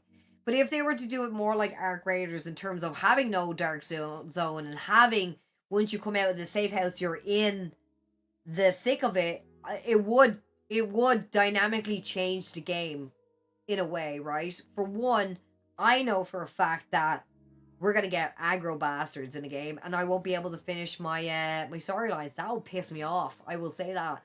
So I don't know if it's a good thing or a bad thing. So they could go that direction, but is it a good idea? I think it might be easier for themselves in the long run to keep the same identity and having the dark zone being its one area and the main storyline being this area. But we don't know what is going to happen with the Division 3. Is it going to be an online service? Is it going to be like, fuck it, we're not going to separate everything. It's going to be PvPvE. You know, it's going to be everything and everything in between. And like, we don't fully know. But like, hopefully they'll be able to give us some ideas. Setting up camps in apartments would be fun too. Yeah, it would actually. You would. Free to play is bad because hackers make multiple accounts. Yeah, but like the grind of hours and hours and hours to level up, it's not going to, like, they're not going to fly through it like that. Even if they made it free to play, it'll take them a long time to do it. I think I have like 8 years worth of gameplay. You know what I mean? Something ridiculous. Like, I've been playing it over 8 years, but like not 8 years worth, probably at least a year's worth in it. If I was saying it considerably, maybe, I don't know. Either or, it's a good question. We'll have to just wait and see, you know, like at this point. Earlier this year, the game's executive producer, Julian, left Massive Entertainment to join EA and work on Battlefield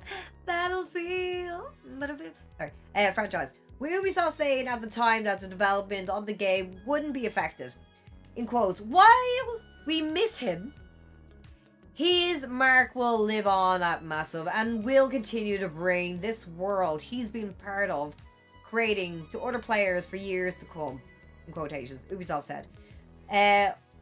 Our team who's built this world with Julian are still here, carrying it forward with an ambitious, unchanged commitment for the future of Division 2, the Division 2 survivors, the Division resurgence, and the Division 3. Like, Heartland was cancelled.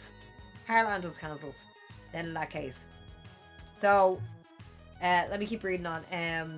You may like. Now, in the interview of the games industry biz, senior producer Frederick has also chimed in to ease the worries of fans, confirming that the game's roadmap has already been planned fully. Okay, so it's been planned in full. That's not bad.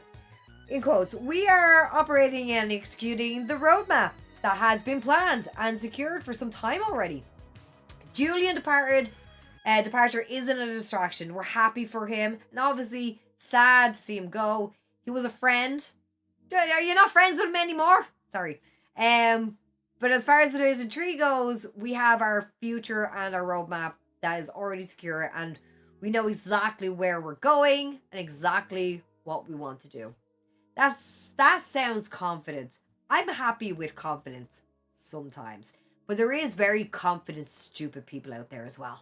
You know what I mean? So take it with a grain of salt or take it with a heavy handful of salt, whichever your preference is. The Division 2 creator director Yannick also touched on the series' future and believes with zero doubt that it will continue for another decade. I do believe that if they open up crossplay. Yannick, look at me, Yannick. Yannick, hi, Yannick, hi. Andy Tinkerbell, Irish woman, love your game, miss playing it. Can you get the crossplay sorted? I don't know how many years I have to keep shouting on about this. Last year, year before that, be shouting a long time, buddy. Long time. Is it possible? Let us know. Let me know. So, in quotes, it's all about having happy players and a thriving community. Yannick said that is the main goal. If we have that, then eventually we'll be able to grow the player base and have a strong and thriving community with Division 3 releases and continues to grow from there. That's really what we see in front of us. Now we have Resurgence, which will be a big part of that. We're inviting new audience as well to the franchise. The creator director also revealed that the teams considered making the Division 2 free to play, but it never made sense. Explaining that it was very clear that the model we currently have works really well with the current game. Like, I remember when they said that they'd continue on the support, I was delighted about the Division 2 getting the support. Then obviously the New York thing, and then we had the Boston map. So that was very telling for me that they still had the heart and the passion to keep working on the game, because they did announce that was Heartland that was cancelled, and they were talking about Division 3 being cancelled, but obviously it's still on the books again. That's nice, so. Oh no, is it a month? Is it a month? Multiple sources say April 26th. Do they say it? I don't know when it could be released. I have no idea. No idea. I'm trying to figure out whether my account is going to be my Xbox account that I can use, like my player from Xbox. I want to have that pushed over to my PlayStation account so I can just like be done with it. Okay, so anything else? Alright, here, keep reading. Switching to a free-to-play model would also require Ubisoft to implement huge changes to the game, but Yannick explained that the team is protective of the experience of our players and the way we monetize. That's the way we do business.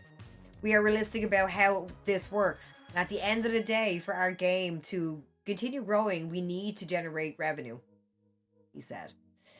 But we always want to make sure that we do that in a respectful way for our players. Free to play wouldn't necessarily violate that, but you would need to adapt and make some changes. So far, we've already seen the need to do that. So the Division 3 announcement back in 2023, but it doesn't have. Let's see, this is the thing. I knew about this fucking ages ago.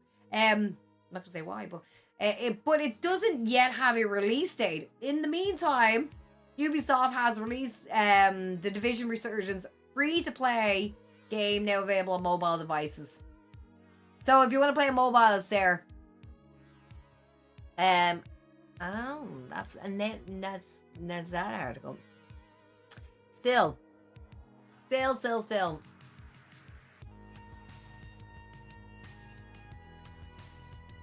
Go away. Fucking stupid things. Crosshair would be amazing. Crosshair would be amazing. It really would. Because, like, I would really like to have my Division 2 account over. If I have to uninstall and get rid of the other account, fine. On PlayStation, on the basis I have my Xbox One, grand. You know what I mean?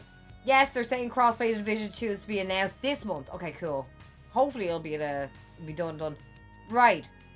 Hell, it'd be great for most of the games. Yeah. It'd be nice if they did, but I feel like PlayStation is a little bit on the fence about that idea. Like, between that and Nintendo, maybe a little bit. But still, it's still one of these things where it's like, yeah, it would be nice, really nice. But that's the whole argument that I had earlier about, like, Xbox no longer having an identity, because you had to have an Xbox to get an Xbox game. But we're not even talking like that anymore. So, kind of shitty. But it would be nice if crossplay was there. Oh god, my back. It's starting to hurt really bad. I need to move myself around a bit. So, April Fools 2026, people. I thought it was funny as hell. So, what article did I get this from? I got this from Tech Gaming. I think it is Teching Gaming. Well, I have the links all in the description below. April Fools 2026. So, these are their favorite jokes that Tech and Game came in with, right? Like, every year. This is a man on a horse, by the way, doing motion capture of a man on a horse. You know the little pony that you have for, like, you buy for kids? Yeah, it's that. Can I not make that bigger? I wish I was able to click into it. So, I'm not going to read through, like, every year, blah, blah, blah, blah, blah. Right, so let me see. Perhaps the most outlandish April Fool's joke out there right now is CD Projekt Red's new Roche controller. Standing for ride on a controller horse. It is, of course, just a horse head and a stick. CD Projekt Red says that the controller has been tested for years before they chose to reveal it today, promising that it will be guaranteed that the Roche will never stray from your path again. So it's basically that man riding a fake horse thing. So, oh, there's a video. Hold on, let me see if I can. Oh my god, there's a video. Oh no, I need to pause it. We need sound. We need sound. We need screen and we need sound. Shit. Give me a second, I need to fix things. I need to fix things. Fucking. I need to.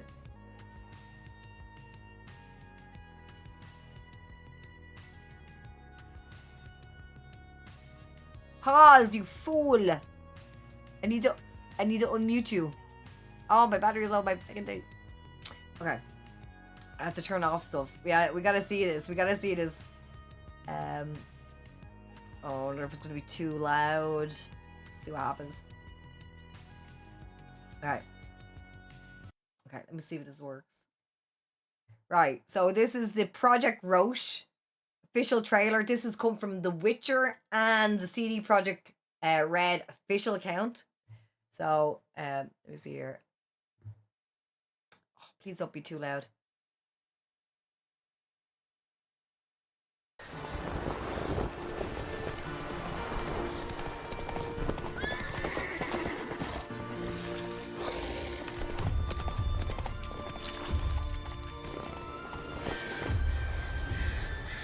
CD Projekt Red presents.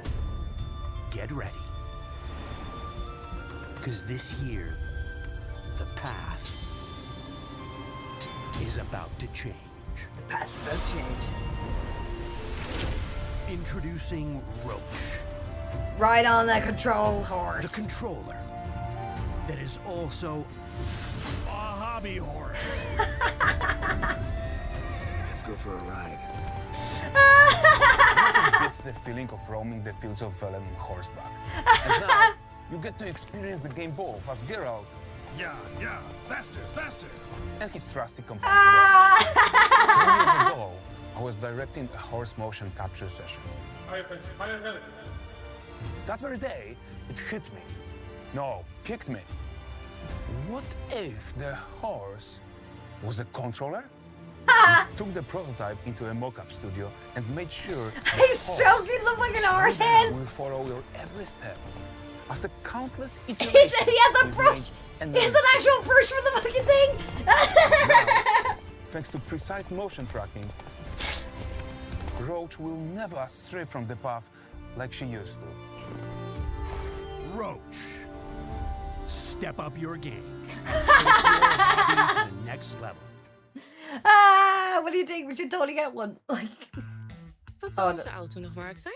do my ads. Wait, you. Hilarious. Alright, let me go back onto the main thing that we were on page-wise, and I'll pop on Mamazik. That's too much. It was fantastic, and that was great. Like, how could you complain about that? It was great. What are you yelling about? Like, anyway, let's keep going. Their fans of the Elgato knows that they're always doing something more with their tech, like their capture cards or famous Stream Decks, but now they have made the perfect addition to the Stream Deck. The Stream Deck plus lever. I can't wait to see a picture of this. Let me just read them. The engineers at Elgato has supposedly spent 6 months designing this complete innovation of technology. Users can use the lever to start their streams, turn on lights, or just use newly released slot machine software on the Elgato marketplace to spin and hopefully win. Right, let me have a look at this thing. Oh, there's a video. Thank God. I don't know if I have to fix the sound for every time. Is it unmuted is the question. I wonder if I can just do it here. Muted. Yeah. I don't have to change stuff. I was doing all that shit. Alright, we're gonna see here. Stream Deck keys and dials have revolutionized creators for years. Pressing keys is fun, turning dials feels great. But something was missing. Something tactile. Something with real leverage. Something that, if being honest, is completely unnecessary, but also kind of perfect. That's why we're introducing Stream Deck Plus Lever. Stream Deck Plus lever takes everything you love about Stream Deck Plus. The 8 customizable LCD keys, the 4 multifunction Is dials, that lever touch strip, 3D printed and and a just single It full-size is. lever. It looks like it's A real 3D lever. printed. One that clicks into place. One that has a satisfying 3-inch actuation point that our engineers spent 6 months perfecting. Yep. 6 months. On a lever. Now you too can crank those, well, 75s right on your device. Here's the big thing about a lever. It makes everything feel more intentional. Go live, pull the lever. I Switch want scenes, this now. pull the lever. Is that Turn your rude? lights on before a stream. I want all of that it, now. One satisfying pull. Corporate marketing, pull multiple levers to hit those KPIs. And because it runs on Stream Deck, every function is So customizable good, man. within the This is app. too good. No coding, no configuration files. Just drag it, drop it, and pull it. Press Shut it, the. swipe it, turn it, pull it. Okay, Legal informed us we As a can't go bop any it. further. Yeah, Getting now started bop with it. Stream Deck Plus lever takes about 2 minutes. Connect your Stream Deck Plus to your computer using the included universal As a very serial bus. a common Type-C feature on 2.0, professional video 480 games. megabits per second. Yes, 24-pin symmetrical reversible connector. it's possible to make Then, this. I want On your this. computer, install and open the Stream Deck app. Drag an action onto This the is lever. like this is so Drop much. it, There's like and so then much pull the tutorial lever. for. Upon release, the lever returns to its default neutral axis position via dual opposing compression springs, storing potential energy through elastic deformation and releasing it as kinetic force upon lever detachment, restoring the mechanism to its original state and making it ready for subsequent In actuation translation, events. snap That's back. it. That's the setup. Want to use it as a go live trigger? Done. Want it to fire off a multi-action that kills your mic, dims your lights, and ends your stream simultaneously? Also done. Can't decide what to watch, eat, or play? Just pull it. The lever works with everything Stream Deck already works with. OBS, Streamlabs, Wavelength, Photoshop, hundreds of plugins on Elgato Marketplace. If you can assign it to a The key, slow-mo assign it to the action, yeah, lever. man. The only Really difference sells it. is it'll feel On a regular lot more board, you dramatic. use it to We control also your built transitions. something a little that'd be extra. so good. Stream Deck Plus lever comes with a full slot machine integration. Free for 1 day only on Elgato Marketplace. Feeling lucky? Just pull. Oh, and you can get the plugin for any Stream Deck. So that's Stream Deck Plus lever. 8 LCD keys, 4 multifunction dials, a touch strip, and 1 lever that makes everything feel like an actual event. Can we please get this? Try it for free on our website right now. Spin it to win probably nothing. Available at elgato.com. That was good. Thanks for watching. That was good. You're the funny bloke. That was good. Like that a lot. It's a slot machine for the game section. Yeah. Don't know what to play. Pull the lever. That's it. It's possible to make. It is. It totally is possible to make. Just wondering when now at this point. Pragmata. Here's another one. Pragmata is coming up fast with its release date on April 17th. Fans have continued to theorize that it is a set from Mega Man Universe. It seems like this theory prompted the official X account to make a post where the main character is wearing a comically accurate Mega Man suit. Oh man, do I have to go into fucking Twitch for this? Or TikTok or X?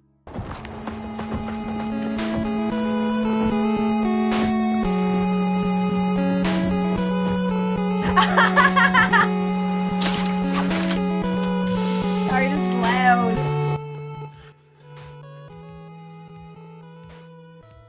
That's hilarious. Fair play to him. Let's do that once more.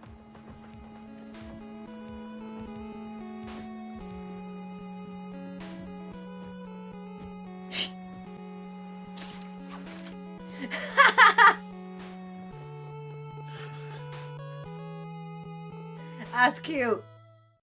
I was good. I like that. That was very good. Okay, PlayStation also had its own April Fool's joke where that was published on IGN earlier today, featuring a brand new controller called the Playmo. The controller is designed to help you get better at the game you're playing. For instance, if you need help with Gran Turismo 7, you just need to say you just need assistance, and Playmo will kick in and take over the game to show you what you're doing wrong. And it's so amazing that he can even order a pizza to your house just by saying a few words. What an innovation! Is there a video? Oh, there's a For years, we've video. I'm gonna drown people in sound. Hold up. Right, you ready for this? For years, we've pursued one Why is the goal. quality of this? Yeah, because we're on X. Total immersion. Introducing Helmet Vision. Feel every moment. What the fuck is like this? never before. Choose from 3 different helmet visors. For the ultimate test of courage. Switch to visor up mode. Helmet Vision. You won't see it coming. Like, what the hell? Like, this is so stupid, so many things. Lords of the Fallen is another one. So that was Lords of the Fallen. Oh, so Lords of the Fallen is taking a different direction by trying to make the play experience more immersive than ever before. Has ever been. They introduced Helmet Vision, a revolutionary change in the game design that truly makes you feel like you're wearing a helmet. For those who can't appreciate complete game immersion, the option to push the visor up is also available. Oh man, these are great. These are great. Dude, that could have actually been kind of dope if you're using VR to play something. Lords of the Fallen became free with PlayStation Plus. Oh, literally only early a few days ago. That's not bad. Not bad. Good ad for April Fools to let everyone know. So those are just the top 5 that they found. Literally the top 5 that they found.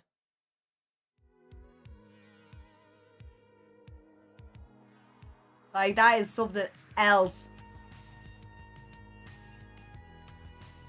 How do you really see through the helms? I don't know. I honestly don't know. But what I do know is this from the Seven Kingdoms show or whatever, the egg show, is that if you have a small little knife and you try to jam it through, it's the only vulnerable spot you have.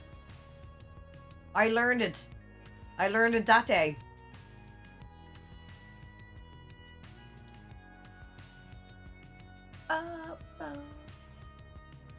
Let's close that off.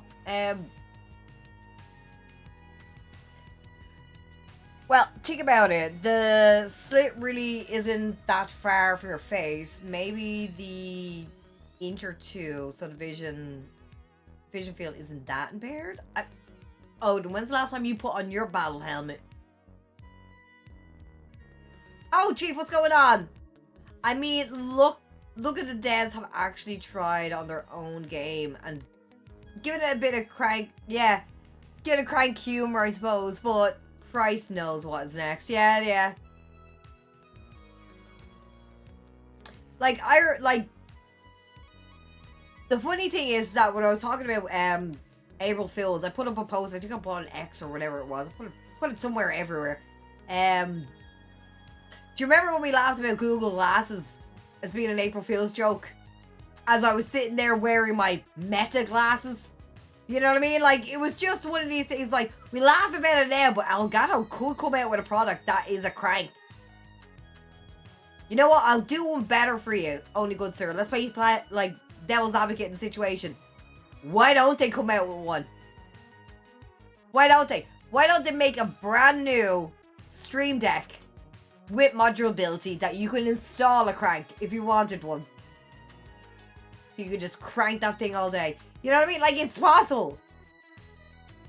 That's me for the work. Are you finished work now? Nice. Actually, for Renfield, really?